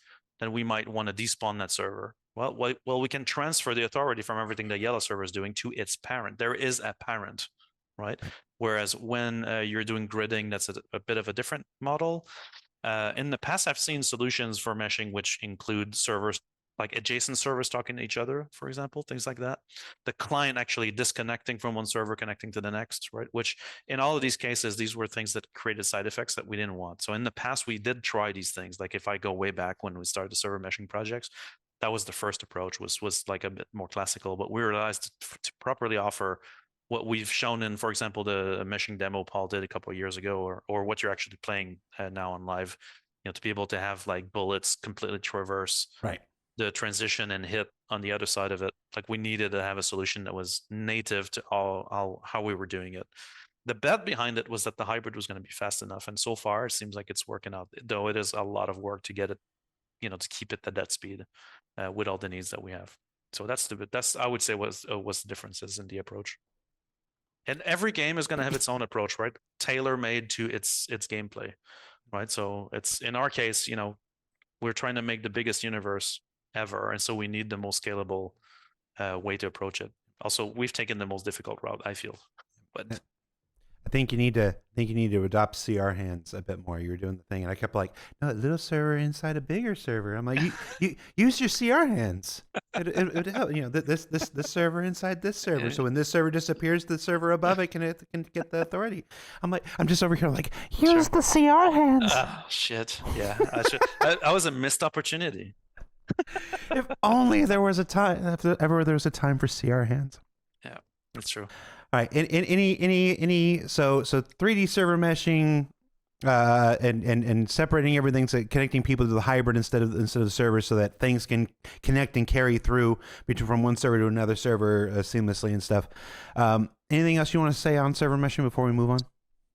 No, I think that's pretty much the state of it. Like we're advancing on the dev for it. Obviously, we don't, we don't want to bring in destabilize changes to the game, right? And so we're making sure that these are going to be tested first. We will go to a tech preview when we feel it's the right time. Right now, it's not the right time, and so we're still working on these aspects. But that's our objective: is to, we're not going to do a big dynamic server meshing is up, right? That's not going to be how we're going to roll this out. Right. We will most likely be bringing elements of meshing into play, right? Like the ability to despawn servers in areas that are not being simulated, the ability to scale up the mesh dynamically from the territory map, and then later on possibly go into, then the instancing support that goes through it, and then after that,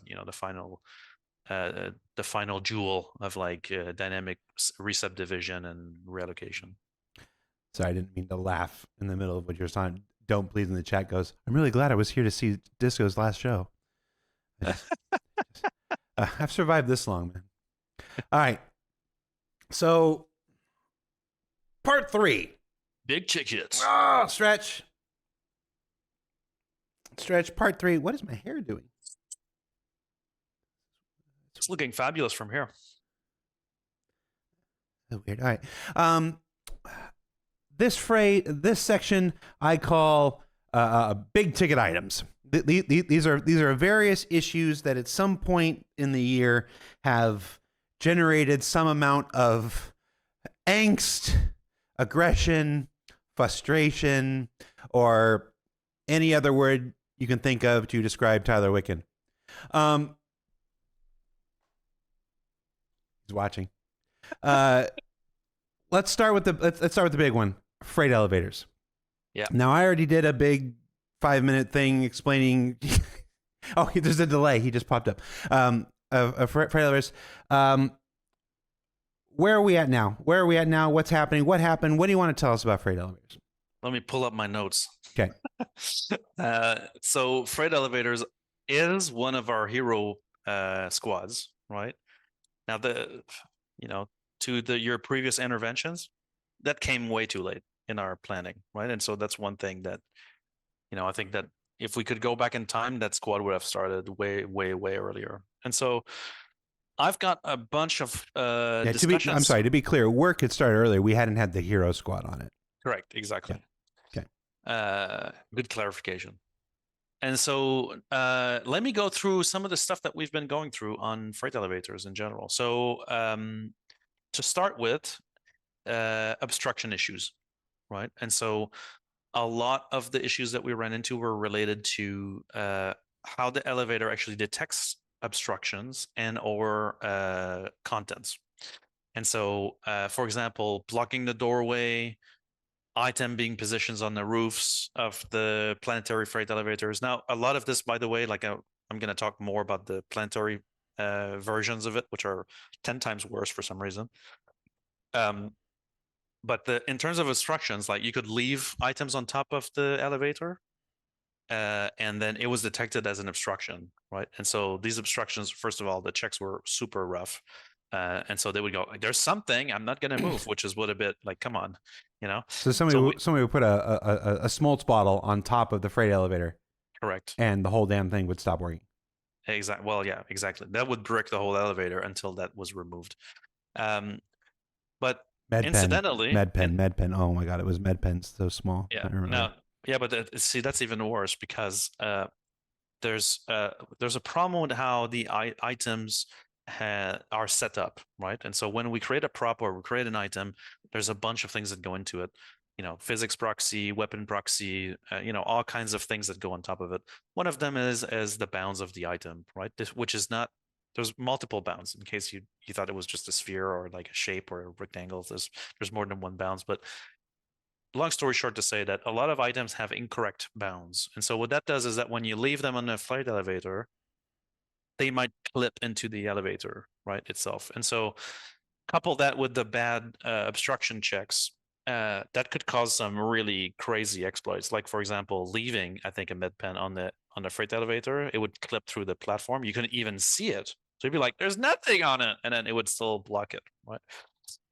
I think that actually is not completely fixed. So we still have to, the squad still has to get to all of these items. And so for the bounds issue, what we're doing is we're adding a lot more checks on how the things are submitted again beforehand. So we're revisiting all bounds for items, right, and how their setup is made to make sure that none of them can be in that situation. So we're kind of doing a system-wide check on this in order to make sure that when we get into these situations, it's going to work the way we think it should.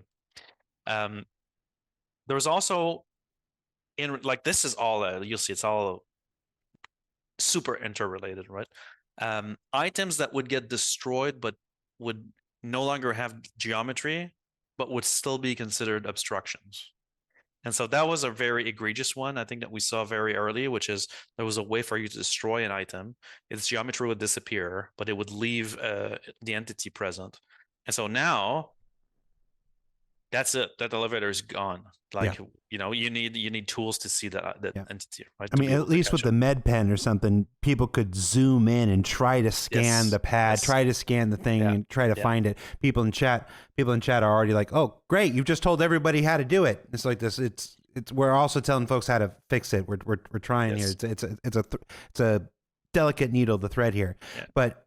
That at least there was something people could do if they knew about it, which is why we're talking about it, to try to find it and remove it. This next one though, the geo's gone.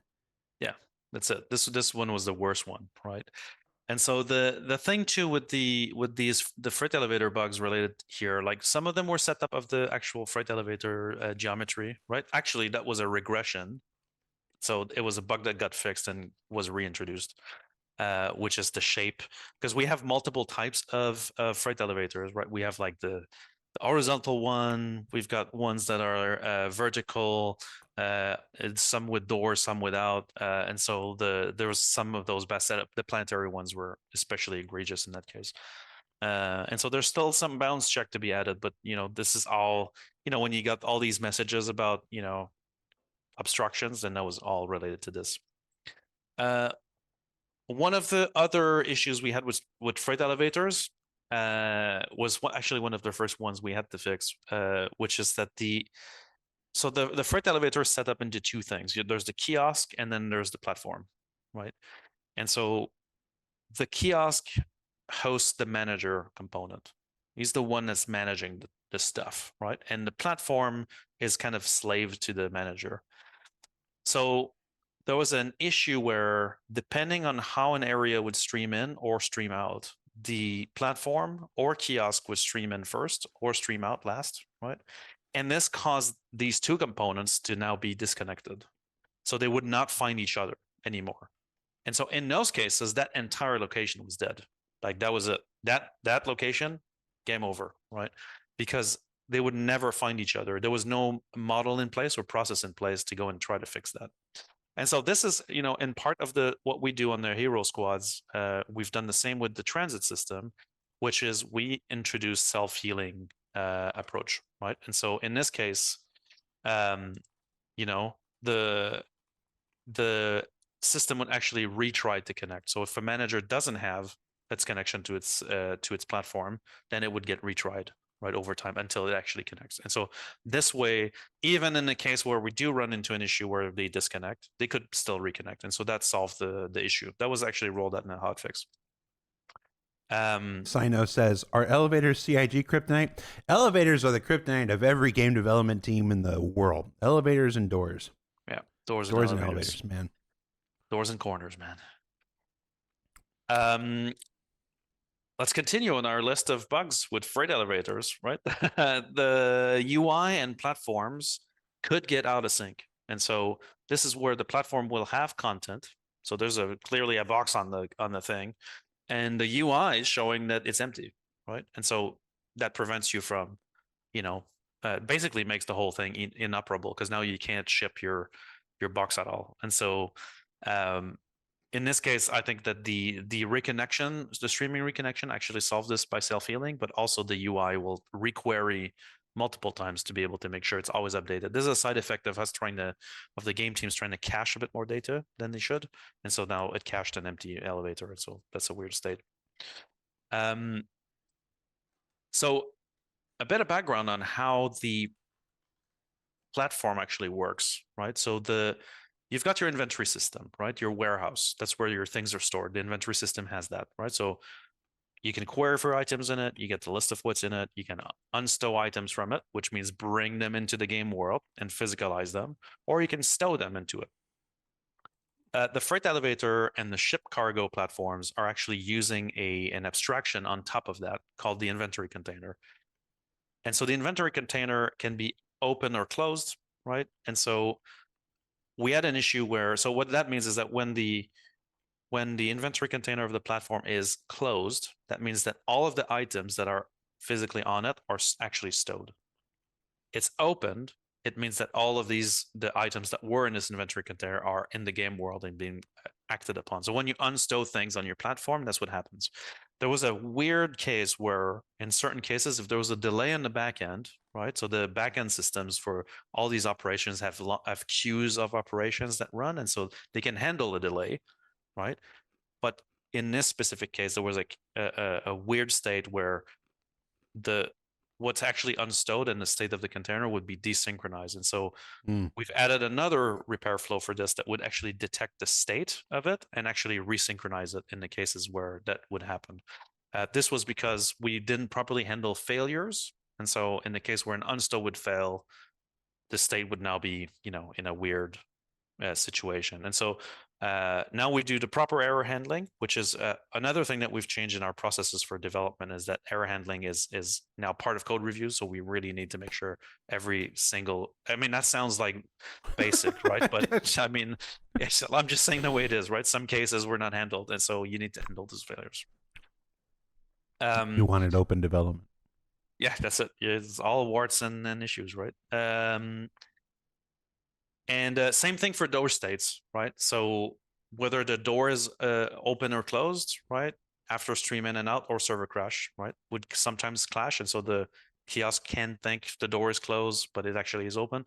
And so we do the same now. We can actually properly set the flow back properly. So one of the lessons we've learned with freight elevators in general, and all the issues I just went through, and the reason why we ran into them, is need way more multiplayer testing. I think that the major key behind it is that the teams have spent time on the in-hangar elevator, right? So we ran into some issues with in-hangar elevator for sure, and there's still issues there.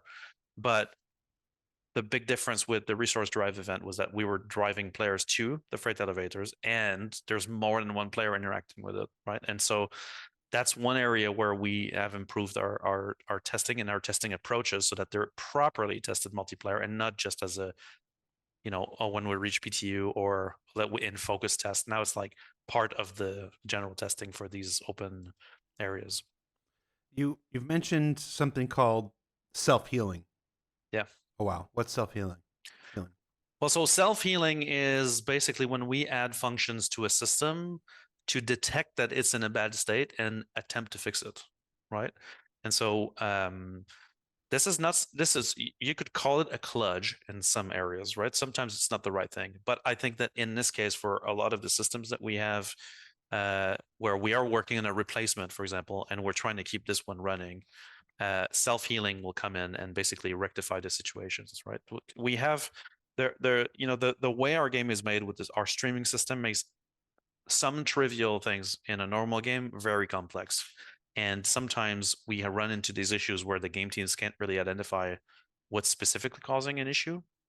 They just know it happens, right? And so uh, in the past, we used to wait for the key engineers that can actually decipher these conditions to come in. But these guys are obviously everybody's swamped with work, and so sometimes the delay was so long that you guys as players would have to deal with the condition for long periods of time. And so self-healing is basically an approach where we're telling the game developers, well, while you're investigating the proper root cause for this, provide a self-healing alternative, right? Which keeps the system running properly.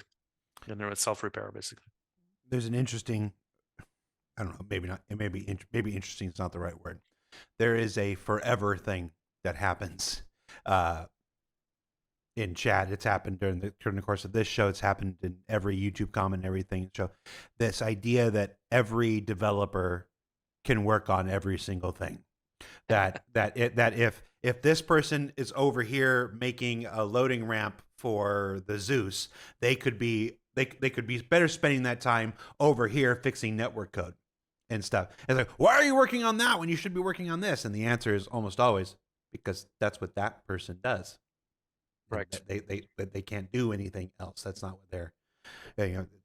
It's like looking at a cook and asking them if they can fish. It's like, it's sort of kind of related. It's game dev, but it's not the same thing. Yeah. But even within the disciplines, that's a common thing. Even within the disciplines, even within engineers, there are still focuses and affinities and stuff. And there's still, even within a field of engineers, there are still many things where, and it's no slight against the person or whatnot. It's just this person has that specialty and that person has that specialty and that person has that specialty. And you often come up to a thing where it's like, well, we can't make any progress on this until we can get it in front of this person. And that person has already got this other thing in front of them and that other thing in front of them and stuff. So it's another way. It's another way I want to, I don't know what I want to say, what I'm trying to say here. I'm trying to illustrate that it's like anything, like priorities and like anything else. There are usually, if you're asking the question, why aren't they fixing this or why aren't they working on that? The answer is almost never. It's because we don't want to. It's correct. Because it's in line. It's in line. It's just that simple. It's in line. Yeah, we do have a lot of hyper specialization too, right? And so you're right. Like even game programmers are not necessarily interchangeable for everything, right?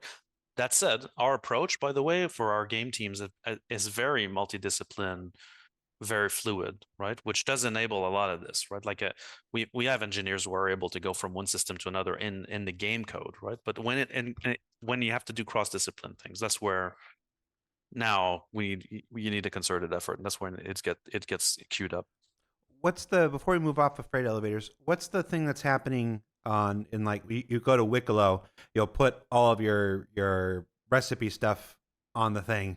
It goes, okay, it takes it, it goes down, it completes the mission, and then doesn't give you your thing back up. And now you're just out those items because the mission completed, but it hasn't given you your reward, and people have just wasted their time on a Wicklow. What is that? So I think that most of those issues are a lot of those are still being investigated actually right now, right? In order to really figure out what's happening. It is, these systems are intertwined, right? The reward system, for example, is part of the mission flow, right? Whereas the freight elevator is just the vessel, right, to deliver this. And so there's many reasons and timing what this could happen, right? And so I don't have a proper answer for this. I didn't dive on this one specifically, but I can tell you that I know the team is actively working on this one because it's a key. I mean, it's especially for Wicklow rewards. Like internally, where Wicklow rewards is like the hey guys, like come on, let's get it priority on this one. Chat's starting a campaign to send Wicklow to Kleischer. um, That'd be a nice Christmas gift. So at the beginning of Freight Elevators, we're gonna from Freight Elevators, we'll move on to our next thing because there is a kind of an obvious sounding solution to this when we're talking about putting med pens and small bottles on things, and then entities that where the physicality has disappeared but the entity is still there, and it seems like an obstruction. Cleanup, entity cleanup seems like it'd be the obvious thing. Just crank that dial up to 500 and clear that shit off of there every 2 minutes, and it seems like a good fix. Talk to me about entity cleanup. We're seeing ships left everywhere. We're seeing trash left everywhere. The Raptor's not here yet. What can you talk to us about entity cleanup? Well, so one thing I think we touched on this a bit in January, right? That one of the things that we put into 4.0 was the beginning of some physics cleanup, right? Now, since then, right, since the beginning of the year, we've unified a lot of the cleanup systems, right? So, namely, we had an abandoned vehicle tracking system. We have the physics intersection cleanup system. We have the actual density manager, and so now all of this has been kind of unified into one platform. And so what we're able to do with this now is we have density classes. So depending on the type of item, we can define the density class, which basically allows us to say no more than X in a volume of Y for this kind of item, right? And obviously there's way more parameters. I'm just trying to keep it simple so we can understand what it does. We've recently added the ability for designers to basically change those density classes, basically vary these density classes by region. And so now they can say in this location, make this super aggressive, make this less aggressive, right? And so the density manager part of this is really about just items in the game world that are dynamic that we want to make sure we keep at a manageable level, right? And so if you start putting water bottles in one place, at some point it'll start cleaning up because they're in the same volume, and the density class of the water bottle will inform how many we want to keep and how we want to do that. There's also lifetime cleanup. So things we want those to live, but we want them to disappear after a certain amount of time. So we've added that functionality in, so that's a lot better. And then vehicles come into play. So abandoned vehicles, we've been tuning this since the beginning of the year behind the scenes. This and the physics cleanup. So the abandoned vehicles is basically when you leave a vehicle completely abandoned. So no passengers, nobody's left on it. It's left on a planet. You leave it there. Already, it's put on a timer, right? And so at some point we'll have to clean this up, right? If it gets interacted with, if passengers come into play on it, whatever, that revives it, resets the timer, right? I think if I remember right, that's set to something like 2 hours right now, something like this for abandoned vehicles, regardless of class for now. So that is something we want to add, which is basically change the density class for larger ships so that maybe they go faster. This is the kind of thing we need to keep tuning. And then so the abandoned vehicles will actually clean up those areas, right? Now, with the new system we have now coming in, we'll be able to override these values per region. And so for planet side locations where we know there's going to be traffic, we can make that a lot more aggressive. And the last part of the cleanup system is the pink slip. I call it the pink slip, which is, hey, my ship turned pink and bam, it's gone, right? Which is basically when areas of the game where your ship is entering into a deep intersection with something else, right? And this is true of all areas, right? So if something enters deep intersection for a number of frames based on the size of the entities, size of the area, we will clean it up, right? We're going to first turn it pink, full pink, for a certain amount of time, and then poof, it disappears. The reason for that is because the servers are still very much physics bound. And there is no currently, I'm not saying it's impossible, but currently there is no elegant way to kind of break those collisions automatically.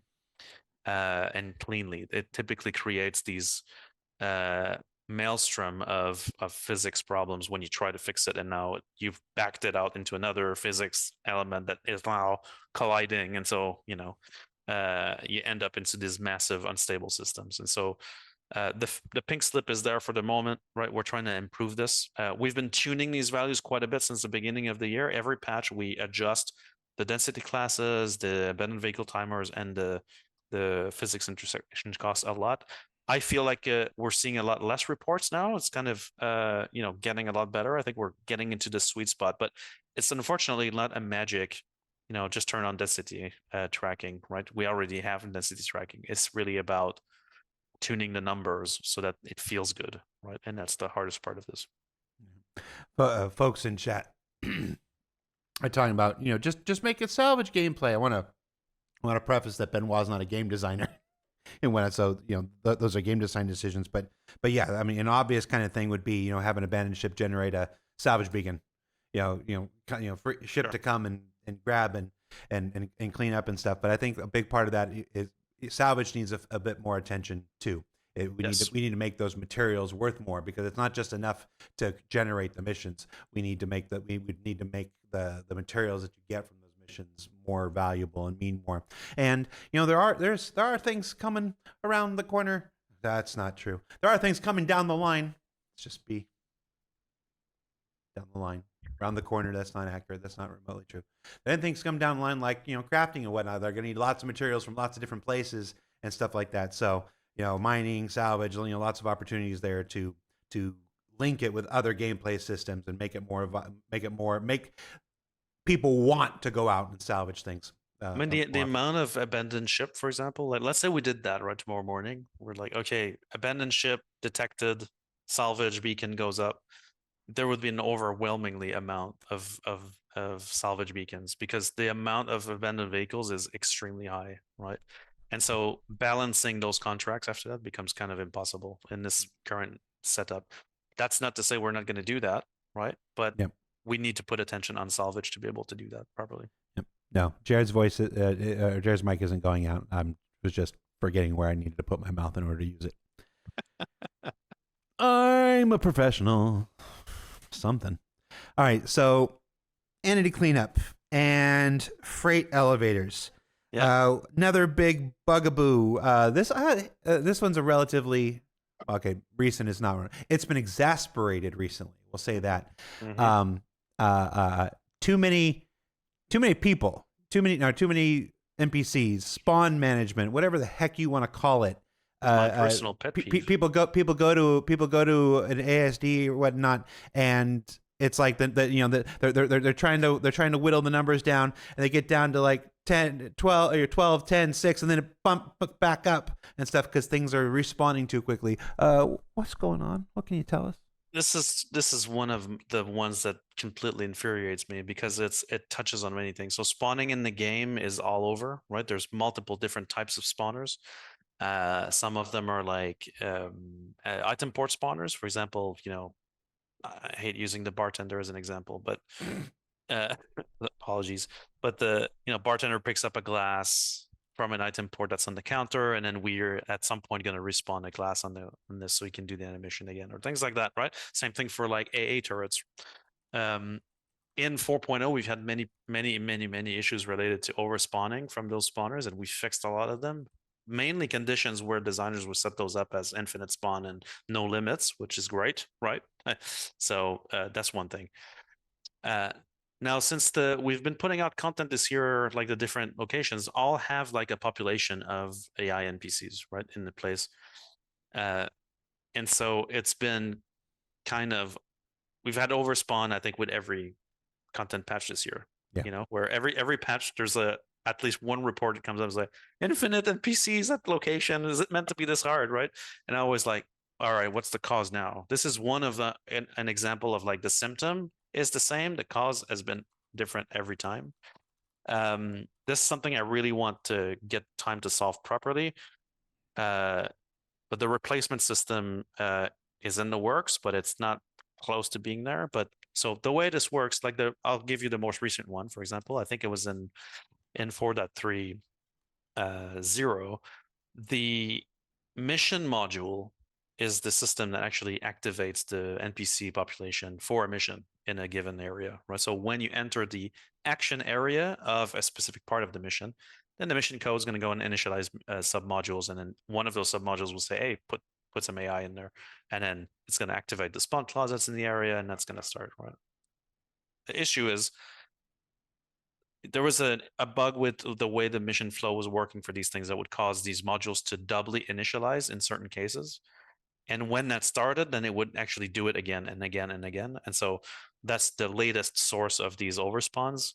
Um, the proper fix for this is the population manager. This is something that our R&D team have been working on, which is a replacement to all to both spawn closets are still going to be around, but the systems that drives the spawn closets to make these AIs appear and spawn on top of like the what's the word that they use for this?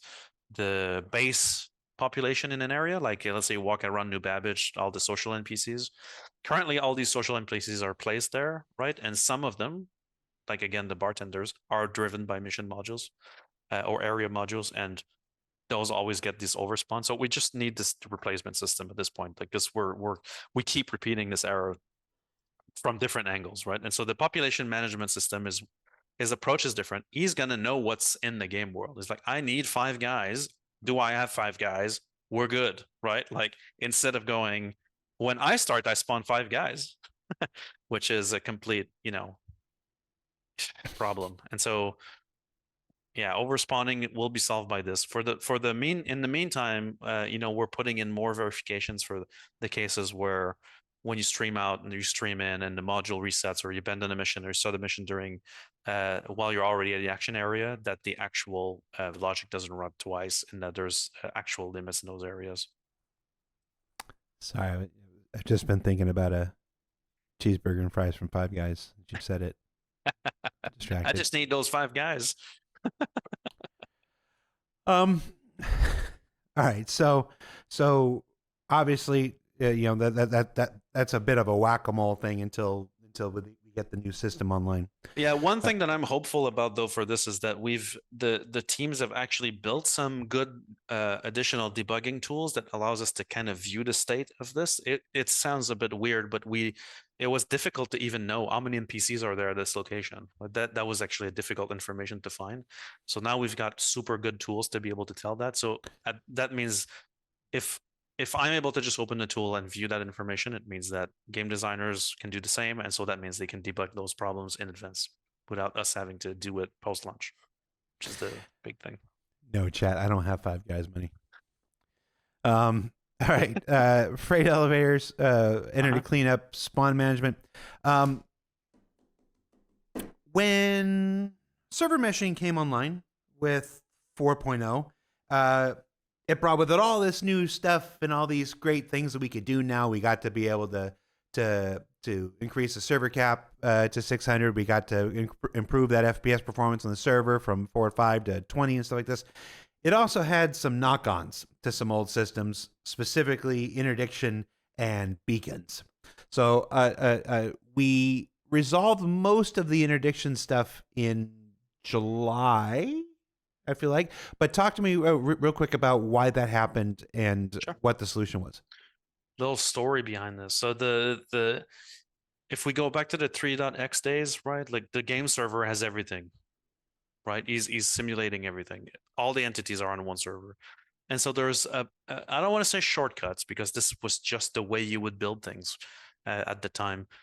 Where, for example, doing interdiction was really like the server has all the entities. So he's able to do like cross zones check. He's able to raycast across zones. He's able to do all that stuff, right? Now with server meshing, you could be on a quantum path that brings you across game servers, right? And if you've ever looked at some of our backers have done outstanding tools to calculate interdiction positions and stuff like that. If you look at that, you'll see that the edges and the ends of this is where it actually matters that you get positioned. And so that means that since we currently use the territory map around planets and moons, right, then typically that will interrupt the quantum jump of the interdiction that is the most effective or close to the most effective. And so what that needed is a solution that allows us to have a view of the interdiction system that's basically cross-server, right, for the game shark. And so the replication layer has that information, right? We do have it in the hybrid, but we are very reluctant at allowing what I'll call game code here with no, I'm not trying to be pejorative here. We don't want to let game code query the replication layer for multiple reasons, but we want to keep them isolated. And so for this, we needed to build a solution. So the team have actually built the online team built a new service that serves every shard, but is able to provide our game devs with basically a way to build a small representation, a small data representation of the game world for things that matter. So if you can picture this, you're in your ship, you start your quantum drive. What actually happens is now the game server is going to register in this new service called the Entity Cluster Service some piece of data that says we have a quantum drive at this location, right? And he's going to keep that updated, right? And on the other hand, I've got someone who starts a QED device, quantum interdiction device, QID device, QED, whatever, the interdiction device, starts your interdiction device that will also connect to this and then inform this kind of matrix view of the quantum interdiction network. That's doesn't matter which server you're on. This is all kept updated in semi-real time as you're quantuming and moving, and as the interdiction devices are activated or deactivated. And so what that allows the game server to do now is he's receiving these updates. He's got this, let's call it symbolic view of the game world to do it instant. So now he's able to do proper raycasting math to see if the interdiction is going to hit across server. Doesn't matter if you're, on the same server or not. You can actually trigger the interdiction across, and then that basically gives us this ability to have cross-server coordination for things without having to push all this to the replication layer or query it from it. So this is mostly a gameplay system, but we can use it. We are using it for beacons, so we're going to be using it even more for the full beacon implementation. But it's going to be the same kind of thing where now you could be in New Babbage and someone has a beacon open in Pyro, and if the gameplay wants to allow it, you might be able to get that beacon or see that beacon or bind to it, right? And beacons. I mean, this is right now. Right now we've got the Apollo, which is going to PTU like right now. If it isn't already, it's. Yeah, is it? I haven't checked out. Yeah, exactly. We've been doing this for a while. I'm not looking at the chats, but whenever tonight's PTU goes, the Apollo will be in for PTU folks who already own it, and that's why you saw the injections of the modules that were given to everybody at no charge. Who owned the Apollo. So you'll be able to test that this weekend before we attempt to go to live later. Where was I going with this? But beacons. Medical beacons, but beacons, and specifically medical beacons here have had lots of compounded trouble since server meshing came on. First it was the notification. They used to get this. There used to be this big toast notification in the center, and I'm going to remember this wrong if somebody in chat's going to be like, that's not how it happened, Disco. I'm like, I'm trying.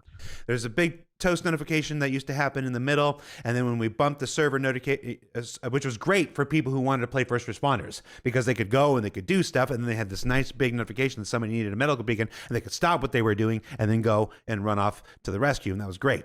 When we bumped the player caps up to 600, that became absolutely interminable. Boom, boom, boom, boom, boom, boom, and we just had to shut that down. It was like, okay, we can't have that, and so they lost that functionality to save everybody else, and that sucked. But then there was the issue with the second solar system.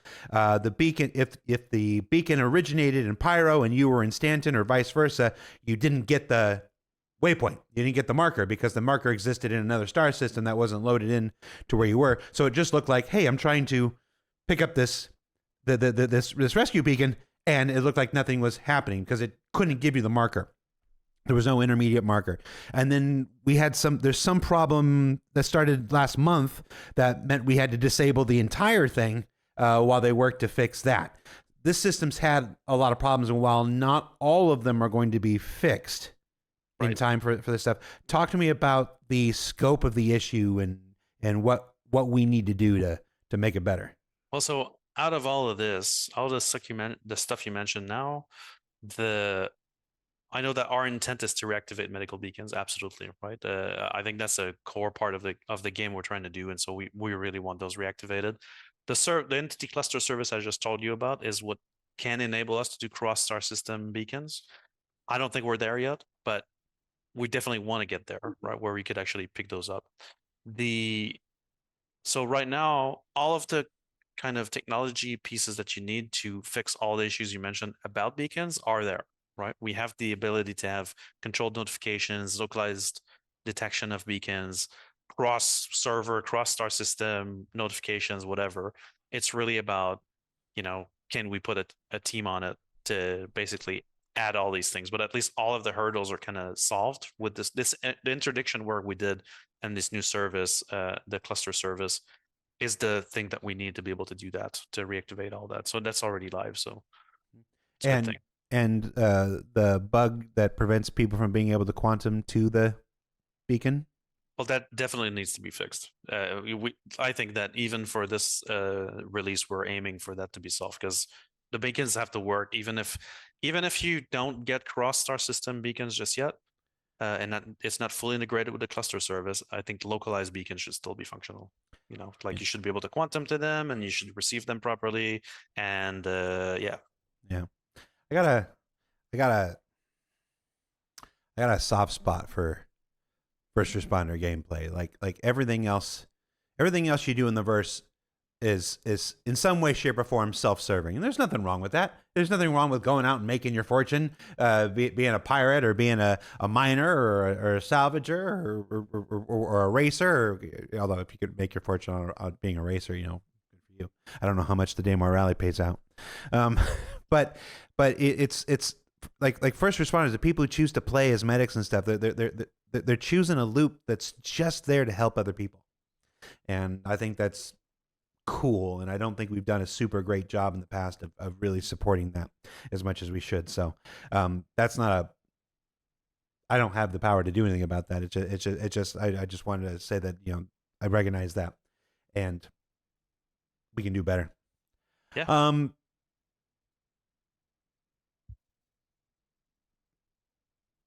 Let's go to a big one. Let's go to a big one. Where I'm trying to do start with big ones. Freight elevators, blah blah, and energy cleanups, and little guys like interdiction, beacon.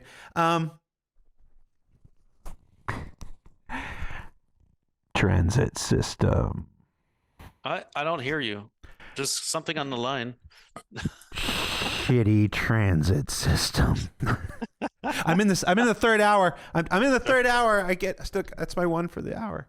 What are we doing? Transit. So, we do have our hero squad on this, right? And so for everybody's sake, just to make sure we're all on the same page, the transit system is the system that drives elevators, not freight elevators, trains, and some areas, base transit for these things. So the transit system has been the bane of our existence.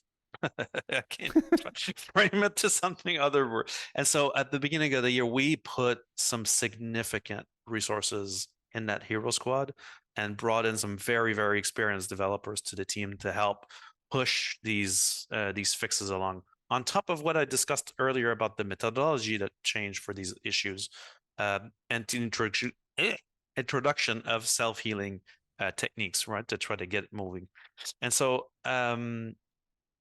we are accepting the current state of transit, right? I feel that right now we no longer lose carriages, or when we do, it gets auto-fixed, right? The destinations mostly work. Double doors rarely happen.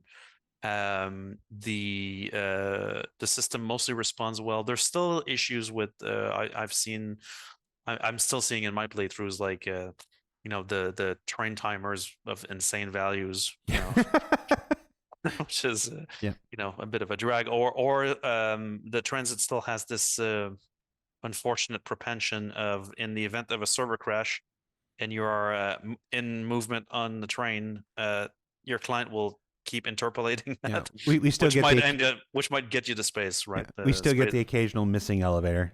and Yes, whatnot. There's still a few trains that trap people. yes, Yeah. that can still happen, right? But right now, the state at which this system is, the approach of that system is, we're kind of accepting its state, right? We're still tracking the big egregious issues that we have, like the ones that we just mentioned. So those are still being tracked and worked on. But overall, from a leadership standpoint, we're kind of in a space where now we want to talk about transport, right? Yes, I've been waiting. Like you've been sitting here, like, oh, we're gonna accept it. We're gonna accept it. I'm like, give them the drop, Benoit. Don't just be like, well, yeah, we're gonna accept it. We're just fine. No, I think it's fine. We think it's gonna be. We don't think it's fine. It's just we got self healing in, and it can carry us until the new thing comes in, and that's transport system. Correct. Go. So transport is a complete rewrite of transit, right? Which has a much different approach to how it manages peripherals, things you click on to call up things, gateways, which are the areas at which the carriages stop, and carriages, of course. And so the transport system is a lot more resilient in its approach to streaming problems, which has been a thing in the past, right, for the transit. It's also the way it's developed is a lot more robust. And so the state of transport, let's talk about that. So the team of currently have the approach that we've taken for it is the system is kind of built at this point, and we have a single transport link that we use internally. So not yet on a player-facing build, but we have an internal build of this where new Babbage habs are completely driven by the transport system, which is pretty big a milestone for the team because it means like the system is basically kind of fully featured in terms of it's able to drive one of the major habs drop. We are currently working at instancing those transit links. So just to reiterate what I said a little bit back in January, the introduction of instance hangars, which means dynamic gateways in the transit system, is really what like made it a big issue, right? And so now the team are working at adding that functionality into transport to make sure that we support properly dynamic gateways, which will allow you to have a transport link to and out of an instance. Now, this could be an instance hangar, but in the future, it might be an area, a location that has some stuff in it, right? And so that's the state of transport right now, is we're working on the instance transit link and trains.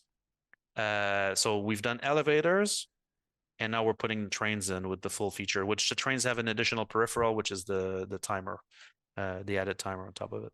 This is one of those things where we talked about it. In the finished product, it shouldn't look any different than what they've got. It should just work. There should just be a time where it's like, oh, look, all these things work and they've stopped killing you. Underneath, it's an entirely new system that was built after the implementation of server meshing, which is really the big thing. It's the old system was built long before server meshing. I know we reached out to the original developer who built it. Like he's not with the project. We're like, hey, you want to help us? You want to help us reconfigure it for the server meshing world? And there's like, no, you just need to build a new thing and whatnot. So you put together your team. We're building the new system. I don't understand why it's not called Star Transport though. Don't understand why it's not called Star Transport, but we're building the new Starport. Why aren't we calling it the Starport system? Hey, we could. We're going to call it the Starport system. We're going to call it the Starport system now. Here's what's going to happen. Anytime you try to talk about it publicly, I'm just going to call it the Starport system now, and it really doesn't matter what you call it internally. Why do we do these shows? But yeah, that's like I said, you've already got the first version. It's already working internally in New Babbage. We're adapting it for instancing, and there's some high hopes that we'll be able to get that in at some point in 2026. So we are absolutely tech previewing that system in place where our goal is going to be to basically we want to try to do one full location with it. Yep. So that all that entire location, elevators, trains, all that stuff is completely Starport driven. Yep. And then tech preview that and make sure that the same methodology and QA checks that we've added for transit are going to have to fully pass before we actually accept to bring it in.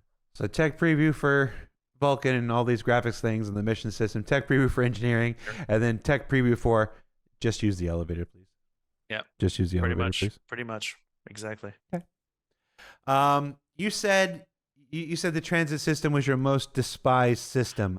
I challenge you, sir, with the ATC. Oh, man.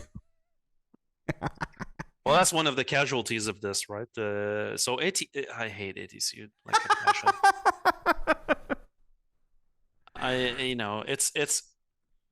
Its functionality is really cool, but it's one of those systems, a bit like transit. Wait, it has functionality? Well, yeah, it does. So on ATC, we haven't done a lot of work on it, mostly focused on metrics. And so ATC, right, is a system that you call when you want landing or when you want to leave, right? It is unfortunately responsible for hangar queues, and is also responsible to assign you a landing area and coordinate your instancing hangar. So basically create the instance manager for your hangar that creates the hangar and then manage the pad on your hangar. And so for ATC, while we're completely not happy with its stability overall or the queue times, which is the one thing that we're actually looking at the moment, is to make sure that the system works the way we want it. That's why we've put all these metrics in about at this location, the time to exit is this, at this location is this. Do we have enough gateway? Does the system perform the way it should? So we're still in an info gathering phase here to have the proper plan. But we do know one thing is that we are going to change the way the interaction between ATC and hangars actually work. Currently, ATC manages everything. Like I said, it gives you your landing area. It says, hey, I need an instance at this gateway. Path spawns your hangar, instance created, all that stuff. Adds that instance tag to your player, then the doors open. Now you can get into your hangar, but now ATC sees the pad in your hangar as his landing area. He's managing this, right? And so he's taking care of all that stuff, which is a bit problematic because it's an old system. We know of its flaws. And so we do want to split these responsibilities so that there's a hangar manager. Yeah. So that the moment that you're done going through those doors, that's it. Done. ATC's out of the picture. Now you're completely in your hangar, and the hangar manager takes care of this. And so that we've been doing tech design on this, but unfortunately, because of the different focuses we have this year, this is one casualty that I was not able to push forward on. Yeah, there's some of these stations that have like 10, 15, 20 doors, but you'd swear the ATC only ever uses one or two of them. Yeah, that's the one thing that we want to solve, even with the old system, before we even start hangar management. Now, when you do the new system, ATC, air traffic controller, Star traffic controller, you call it Star TC. Star TC to go with Starport. Somebody suggested, or maybe Starport does ATC too. Star traffic controller, yeah. There you go. You're with me. The Star Troller. All right. How you feeling, Benoit? I'm good. I'm good. All right. So we've gone through our year of playability. We've gone through our little bug smashers aside. We've gone through our what's the freight elevators. No, not before freight elevators. We did server meshing. Yep. Why isn't it called star meshing? We went through star meshing. We've gone through our list of big ticket items. It's like this. We've been doing this for about 2:15 now. I want to go from big ticket items to bigger ticket items. The biggest. I want to go to this is if I'm allowed. Hold on. If I'm allowed to I'm gonna put my CIG hat on. Go for it. There you go. And take my CIG hat off. If I'm allowed to have an opinion that's just mine and mine alone. Always. The most egregious thing from my perspective, the thing that is, after dealing with getting the server frame rates up and getting the stability scores up and killing 30K, which is amazing, and I'm going to shout you that thing. I'm going to shout you out till the cows come home on that one. That thing plagued us for so long. Work on transit to transport. Work on the freight elevators is still ongoing. All that stuff, great.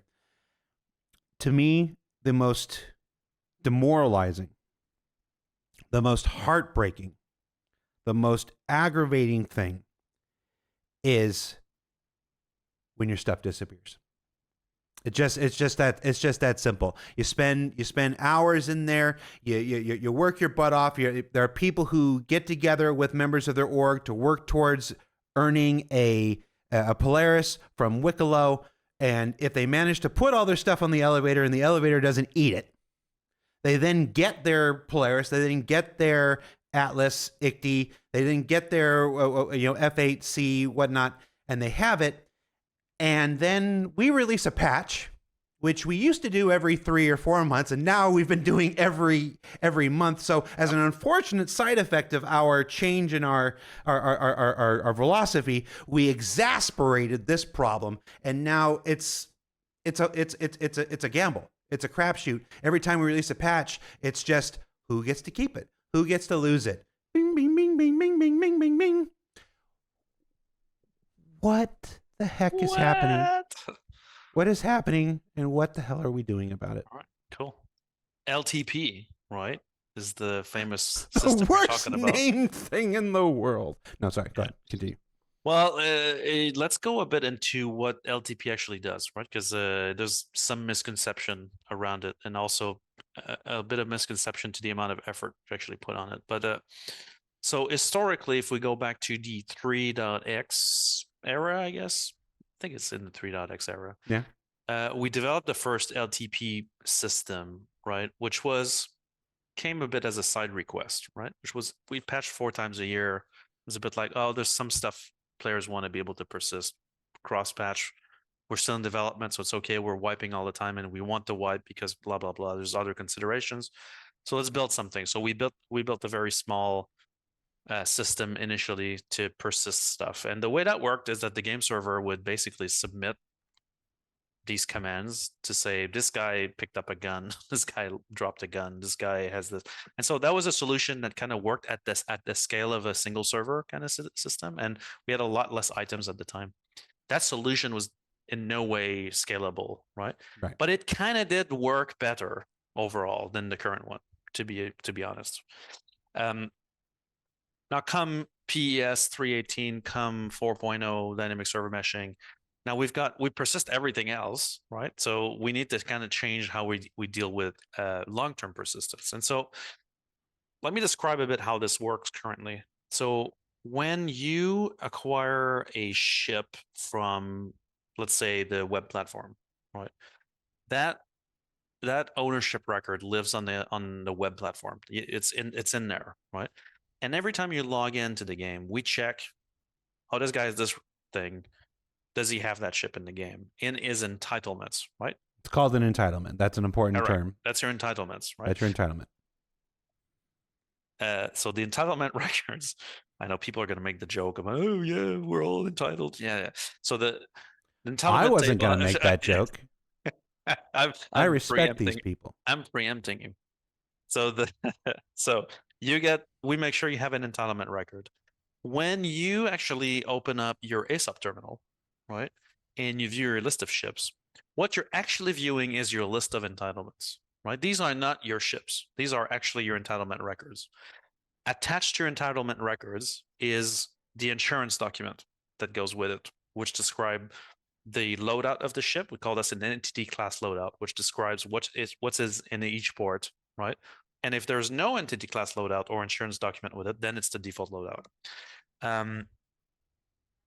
So that is your entitlement records. That's what you see in ASOP. Then we also query for, is there an entity for this entitlement record at the moment, right? And that will look at the game database in this current moment. Let's call it the inventory database for now, right? So we cross-link the two. So you'll for each row in your ASOP terminal, you'll see your entitlement record. You'll see the state of the entitlement record will allow you to see if you need to deliver it first. That means I have no entity in the game. So when you deliver it, now we create the entity in the game. And then if it's stowed in an inventory, then you can retrieve it, right? It starts from the entitlement record.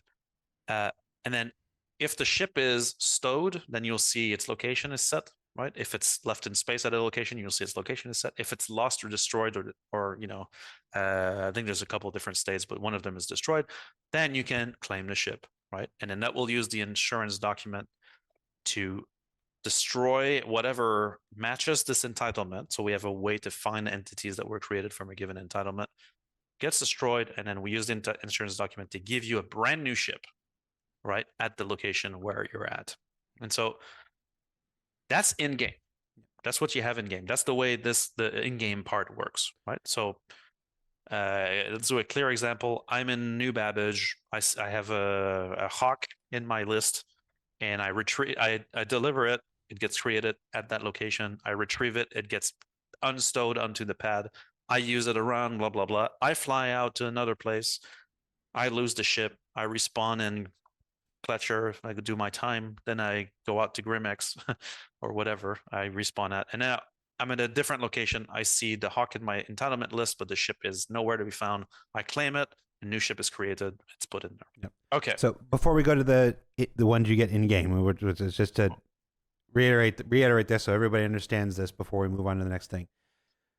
Because people are always wondering, why do I always get the stuff I pay money for? Real money for, but the stuff that I earn in games is different. That's what we're in the process of explaining right now. Yes. Because the stuff that you get that you pay actual money for, or that you get awarded through like a subscription or a gift, like we gave the armor to a concierge a couple months ago and stuff like this. Those sit on the web platform. Every time you log into the game goes, hey, what am I entitled to? The platform says, these are the things you're entitled to, and it gives you back. It's why, remember the character reset back in the day and whatnot? That's all it did. It just refreshed those entitlements, and that's why you got those things back. That system is not simple. What Benoit described there was not simple in the least, but it's a pretty hefty system. It works. We know it works. It's why you are never in any risk of losing the things that you pledged for, and it's why sometimes certain items like the Race for Stanton stuff, trigger a thing that gives you a web platform entitlement, and those go into your My Hangar, and you see them in your My Hangar, and that's why you get those, and you have that. That stuff is, for the most part, it's very stable. It's very stable. You can always rely on getting that stuff back. That's not how the in-game stuff works. Correct. Benoit. So we went through the web platform stuff and how ASUP works, right? Let's go into, now I go to New Deal and I buy a ship with UEC, right? That will actually give you an entitlement, right? Because you can claim those ships, right? You can transfer those ships. So now, at that point, up to now, these will work identically, right? But when you log into the game, we don't reconcile from an outside source your list of purchased in-game ships. They are just entitlements in your account, right? And that's it. We keep them. Okay. Let's stay on ships for now, right? Before we get to items. Let's stick with ships. Now, the thing that's important to know here is that the actual ship you're playing with, the amount of possible states for that ship are almost infinite, right? You could leave the ship in space. You could leave it in your friend's hangar. For some reason, people are able to do that. You can stow it in inventory. It can be inside an Idris that's stowed in someone else's thing. All kinds of stuff can happen. And so there's multiple paths to update that specific state of that ship. Whereas your entitlement, once you have it, you have it. That's why your ASUP terminal always has it. Now, let's talk about how LTP works now. Now, this is within a game patch. When we release a new patch, inventory database, entitlement database, they're gone, right? We start from scratch. And now we're rebuilt. So you reconnect, you come in, your web purchases are being reconciled. We create new entitlements for them. And then when you get in game, you create new ships and then you play with those ships and everything works. What is LTP? LTP is when you acquire things in game and you have ships that you own, right? The way LTP was designed, and maybe this is the part that, there's a mistake there, right? But still, I'll explain how it works. When you stow something in an inventory that you own, the systems will create what we call LTP records. These LTP records basically say they're close to what an entitlement is, right? But they say Jared owns a hawk, right? And those are stored in another database, right? That is outside the game environment and lives cross patches, right? And so now when we wipe the entitlement database and we wipe the game database and we start fresh from a new patch, when we reconcile your account the first time, we're going to give you your web purchaser for sure, and we're going to give you back your LTP records. And so that will create those entitlements. That's the intent. Now, the problem is, right? We need to make sure that we always stow the stuff back into inventories that we own properly and that those records actually save properly, right? And it turns out that there's a million goddamn ways in which stuff gets stowed in this game. And so, for example, claiming a ship by insurance, then you get the ship, it gets stowed from another path. And in that path, the LTP wasn't correct. We've had cases where we tried to fix bugs related to the F7C turrets, for example, that got disconnected, that were a default loadout item that we didn't want to wipe when you claimed insurance on it.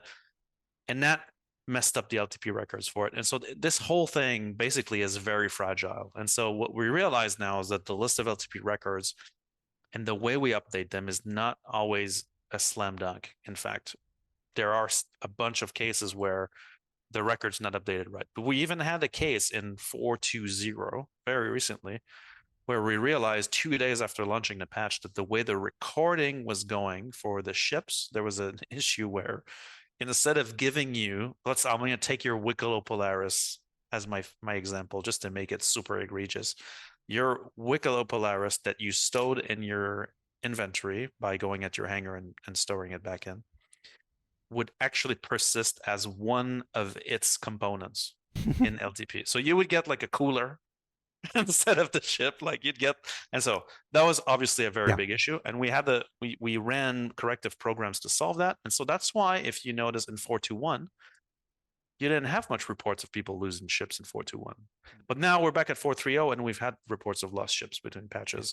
And so we're pretty certain at this point that we know that there's still cases where the LTP records are incorrect, either through certain game flows. There's also, unfortunately, a lot of signal to noise ratio issues, like people claiming they've lost ships. We investigate their accounts; they never had those ships. Yeah. We get a lot of that, right? And so at this point, we have to be very prudent. Yeah. But I want to jump in here to make sure that this doesn't get lost in some of the stuff I'm checking. So there's two issues. We need to step back and explain how the checkout and the stow works, because that's causing some confusion. We'll do that in a second. But this bug where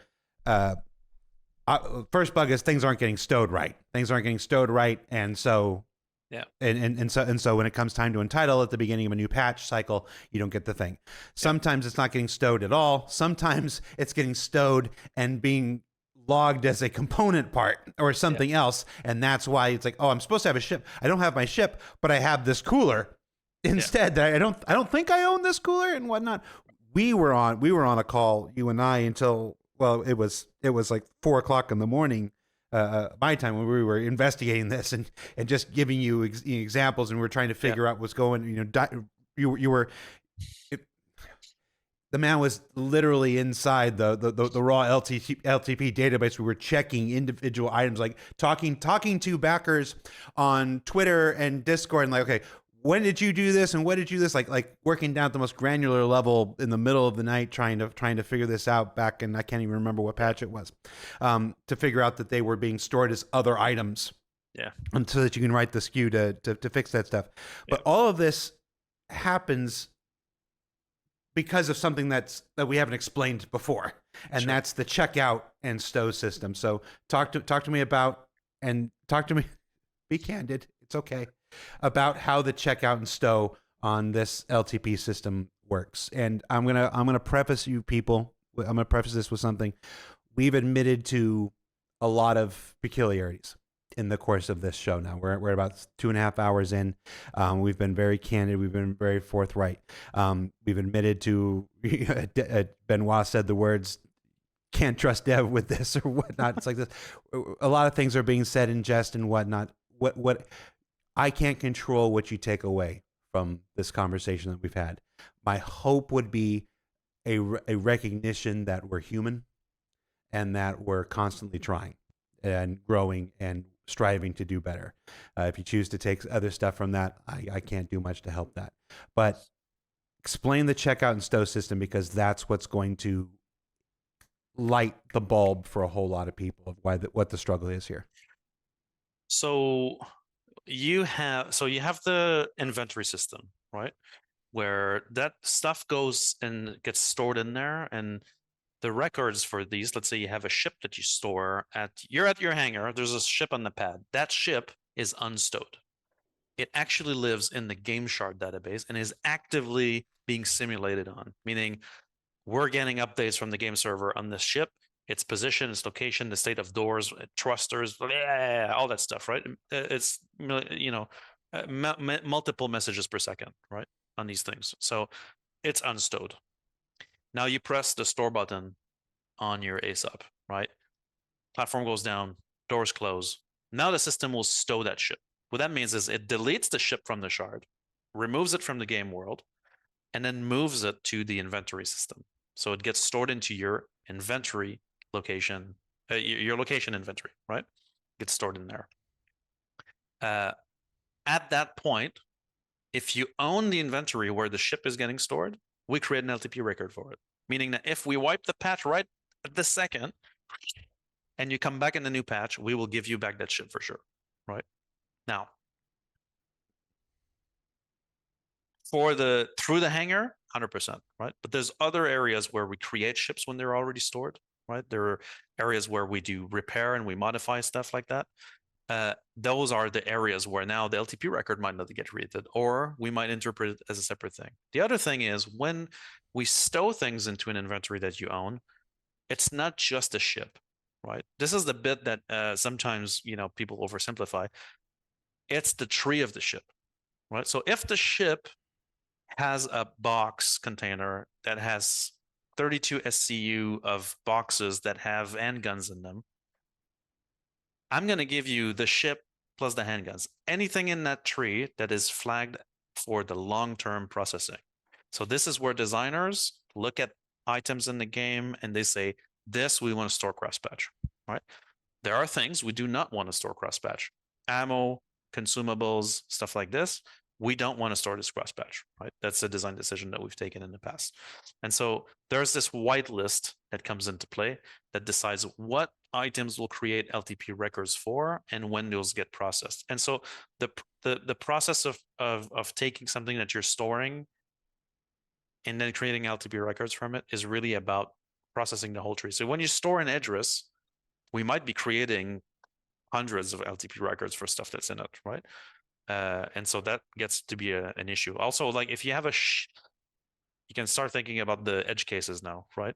You have a constellation. I don't even know if it fits actually. Let me take a smaller ship. You have a Gladius in the bay of an Idris, and you store the Idris in your inventory.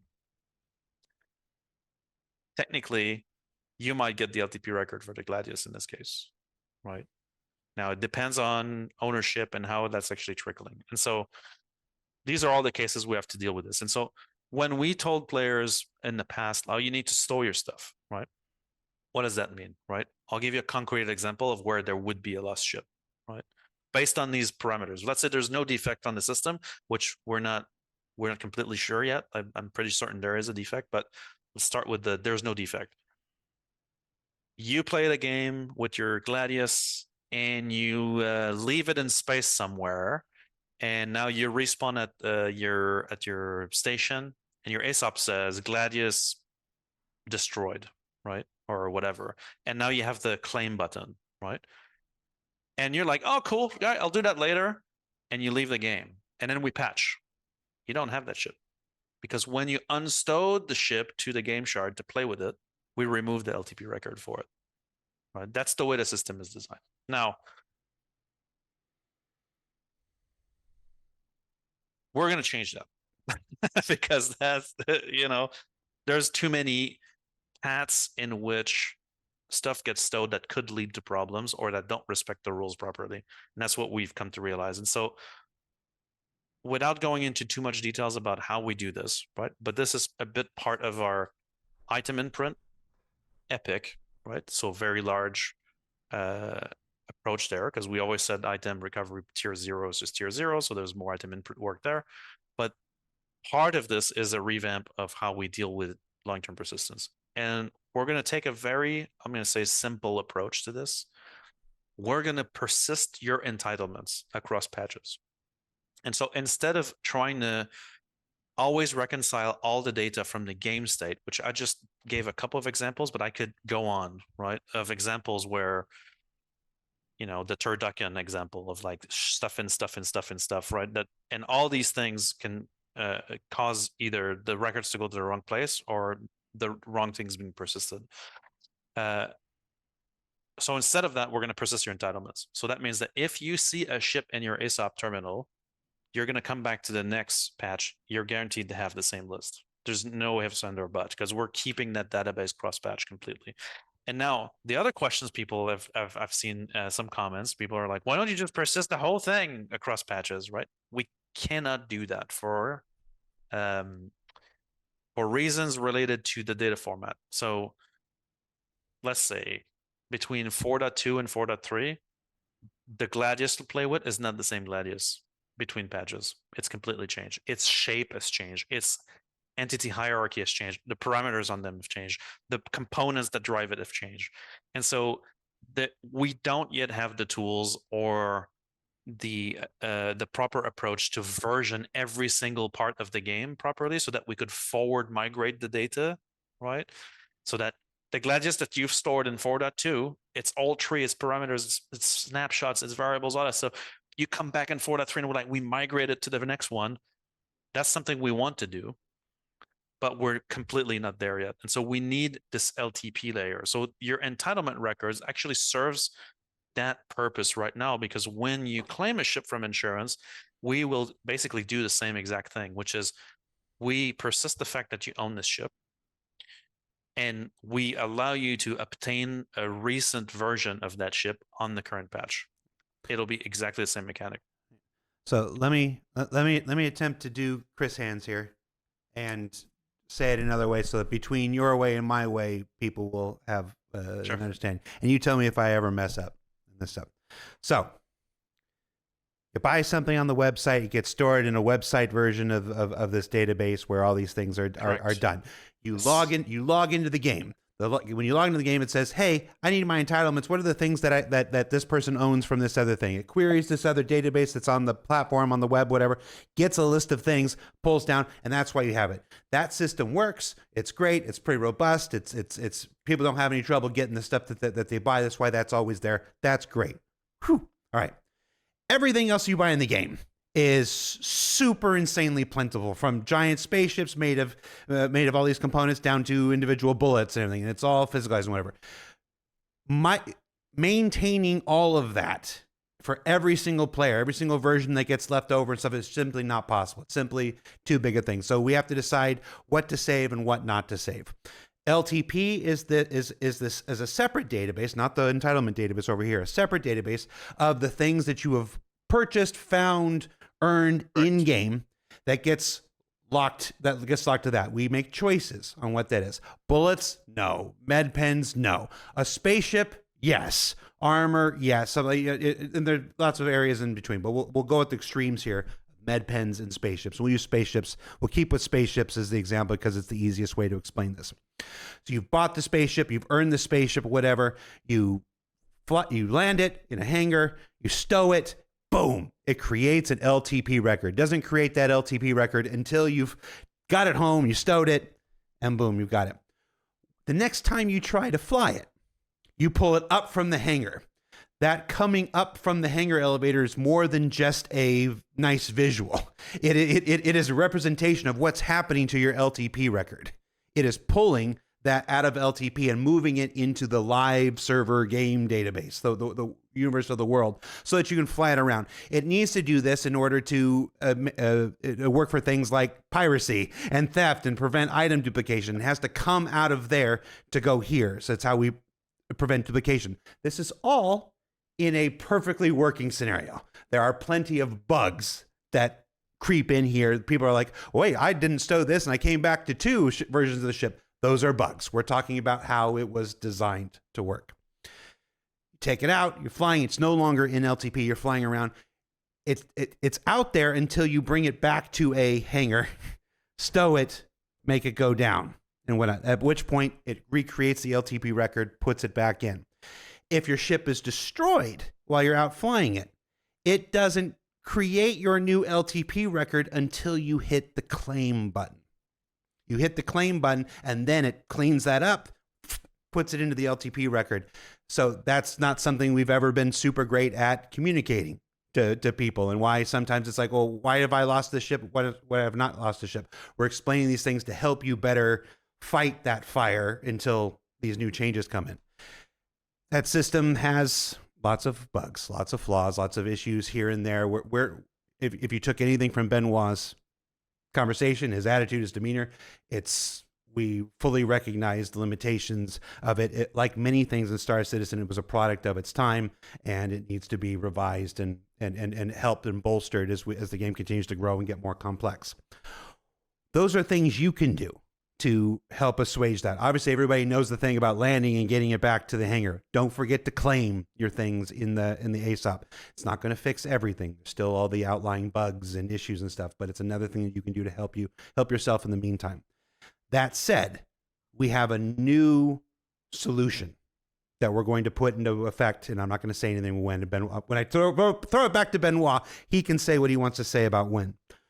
When you earn a ship, when you buy a ship and whatnot, it ensures you've gone through the mission reward or the Wicklow thing or the buying. Not when you steal it from somebody else, but when you do one of the legitimate ways. We are going to create an entitlement record, not an LTP record, an entitlement record up in another database that's just like the one that we use for when you buy things. Yeah. And then from that point on, now that we've created that record over there in that database, not inside LTP, that means that no matter what happens, the next time you log in, you're going to have access to your ship. The next time we do a patch, you're going to have access to your ship with the same stability and the same reliability as the system we use to sell things and stuff like that. So that is what they're working on right now, so we don't have to wait for the changes to LTP in order to resolve this terrible issue of people losing the ships that they've bought with in-game money or earned through Wicklow rewards and stuff like that. How'd I do, Benoit? That was actually pretty good. I mean, a couple of things that correct, but not even worth it. I think that's totally fine. All right. You want to tell anybody about when we might? Well, we're actively working on this right now. So the big parts of the online team are dedicated to this. There's a few things that we need to solve in order to put this into full production, release it. Obviously, since those are backend systems, they have to be super robust and very well tested, because you know what happens when they're not. But that's the approach. In the meantime, though, we're discussing mitigating options, right? So I'm not going to promise those here, but we did do a mitigation in 4.2.1 that actually kind of worked for ships, specifically ships, not all items, but for ships. And so we might actually use that again to ease up on some of the pressure before all the systems come in, because the reality is your entitlements is what you're actually driving at from the ASOP terminal. And so we can just ensure that you have all those entitlements again, right? And so that's the mitigation. And so we're probably going to be putting that into play, just so that in the meantime, while we're developing the feature, there's not as much, ship loss and things like that. Somebody in the chat was like, Jared, star-splaining again. Star-splaining again. Yeah. It's my grandfather used to serve on the USS Tingy, and his job, he served on it during World War II in Korea, and his job was to be the person that sat next to the captain, and when the captain gave the order to repeat the order in the radio and whatnot, so that you heard the same thing from two different voices in two different ways, so that you understood, so that it reduced the amount of misunderstanding and whatnot. And what happens inevitably, because I guess we've been doing this for a while. Drink, everybody. Is you let one person say it, and you only have one person say it, and then half the people get it, and that's great, and half the people don't get it because it's not delivered quite the way. So we've found over the years, much to the annoyance to some people who call it star-splaining, that when you say it two different ways, it helps both halves of the people in the community understand. There's usually somebody that's that gets it from one way and somebody that gets it from the other way. And we like to do both because that's our job here. So you can call it star splaining if you want, but I think you did a pretty good job, to be honest. What else we got left, Benoit? That was pretty much all of our big ticket things. I think so. I know folks. Before we let you go, I mean, we got 10 minutes left before we hit 3 hours. Let's go ahead and try. Recently, there was some press and stuff like that. Turbulent, or some part of Turbulent is becoming what is it called? Cloud Imperium Games Montreal stuff. How's that going? Very good, actually. I mean, we're coming up on the 2-year anniversary of the merger, right? Of Turbulent and CIG, and then I mean, it's going really well. I think overall so we did want to do some adjustments though, because like the Turbulent teams, even though they're fully working on Star Citizen, we're still under the Turbulent name, right? Which caused us a bunch of grief, to be honest, in like having to explain, like when we're hiring people and we're bringing into the team, it's like, so what is there? Oh, it's Star Citizen, but it's Turbulent, but really we're the same. Like it's okay. Like that doesn't help, right? So we all wanted to make sure that this was kind of one good unified message, and so for the game teams over there, basically we kind of split the two businesses because Turbulent still exists as a web company, right? And the web teams are fully inside CIG now, and so changing the name of the studio to Cloud Imperium Games Montreal made sense, right? To be able to leverage the outstanding talent in the city and build stable teams over there, and the team has grown quite a bit. And so this was really about like clarifying stuff like this, and I think it's going well. I mean the integration has been fantastic so far. I mean the way the teams operate across the board at CIG are improving. I think that even though there's transatlantic time zones, you can see a lot of the fruit of the collaborations between the teams show up right in the stuff that we've produced this year.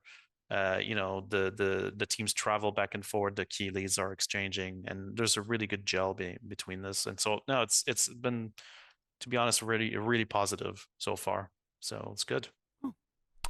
Well, that about does it for what I have for you, Benoit. Chat's been like SCL stands for Star Citizen Long. Sometimes, at least when Benoit and I get together, and people are like, Star Citizen long, or Star SCL longer than CitizenCon Direct. That's crazy. Yeah, it will be longer than CitizenCon Direct. Let's talk about that for a second. Sure, yeah. Still got some time. Yeah. So in case folks don't know, CitizenCon Direct is coming. It's on October 11th. It's why I'm here in my office and not on the spaceship. We've set the spaceship up as a permanent filming location for CitizenCon. Why is SCL longer than CitizenCon Direct? Because this just takes me and Benoit. This just takes me and Benoit doing absolutely no prep, absolutely no prior discussion. Just like, hey, you want to chat for like 3 hours about all these things? I'm just going to ask you about a bunch of crap, and you're going to, tell the truth. It's like, yeah, we can do that. And this is a relatively easy thing. Don't equate length with a difficulty.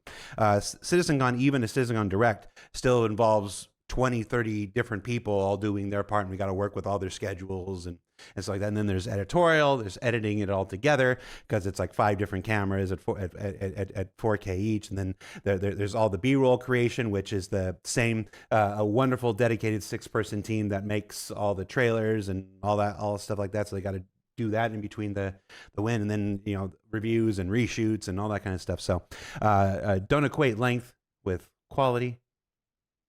Never said those words before. That was for him. He's laughing over there. You can't see him. But I do want to say, if you are some more things about CitizenCon Direct, if you're a subscriber to the Squadron 42 newsletter that went out, that just went out with a map of the Odin system, there was a note at the end there about the Squadron 42 team still being heads down and working on that. I want to second the information there, and I want to star explain. I'm going to start explaining the information that was there. There will be no Squadron 42 presence at CitizenCon Direct this year. So just in case there was any kind of people were like, I didn't quite understand the message, or maybe the message wasn't fully clear and whatnot. And if it wasn't, maybe that was on us. That team is heads down we drew a line in the sand when we said 2026. I don't know if we're going to make it. I just know that we're going to do every single thing possible to make it. And part of that is not taking time for the distraction of CitizenCon. It's why we're not doing a larger event this year. It's why we're doing a smaller, more focused thing. Even when we did digital CitizenCon, those were still these big 6, 8, 10-hour things. We called that CitizenCon. This is not CitizenCon. It's CitizenCon Direct. It's a much smaller, more focused thing, specifically on the work of the Star Citizen team and what they plan for the next year of development. We're not going to look at 1.0 stuff and so like this. It's just we're going to take a look at what the next year of our intention is for that. So it's a much smaller, more dedicated thing. I think you're still going to enjoy it.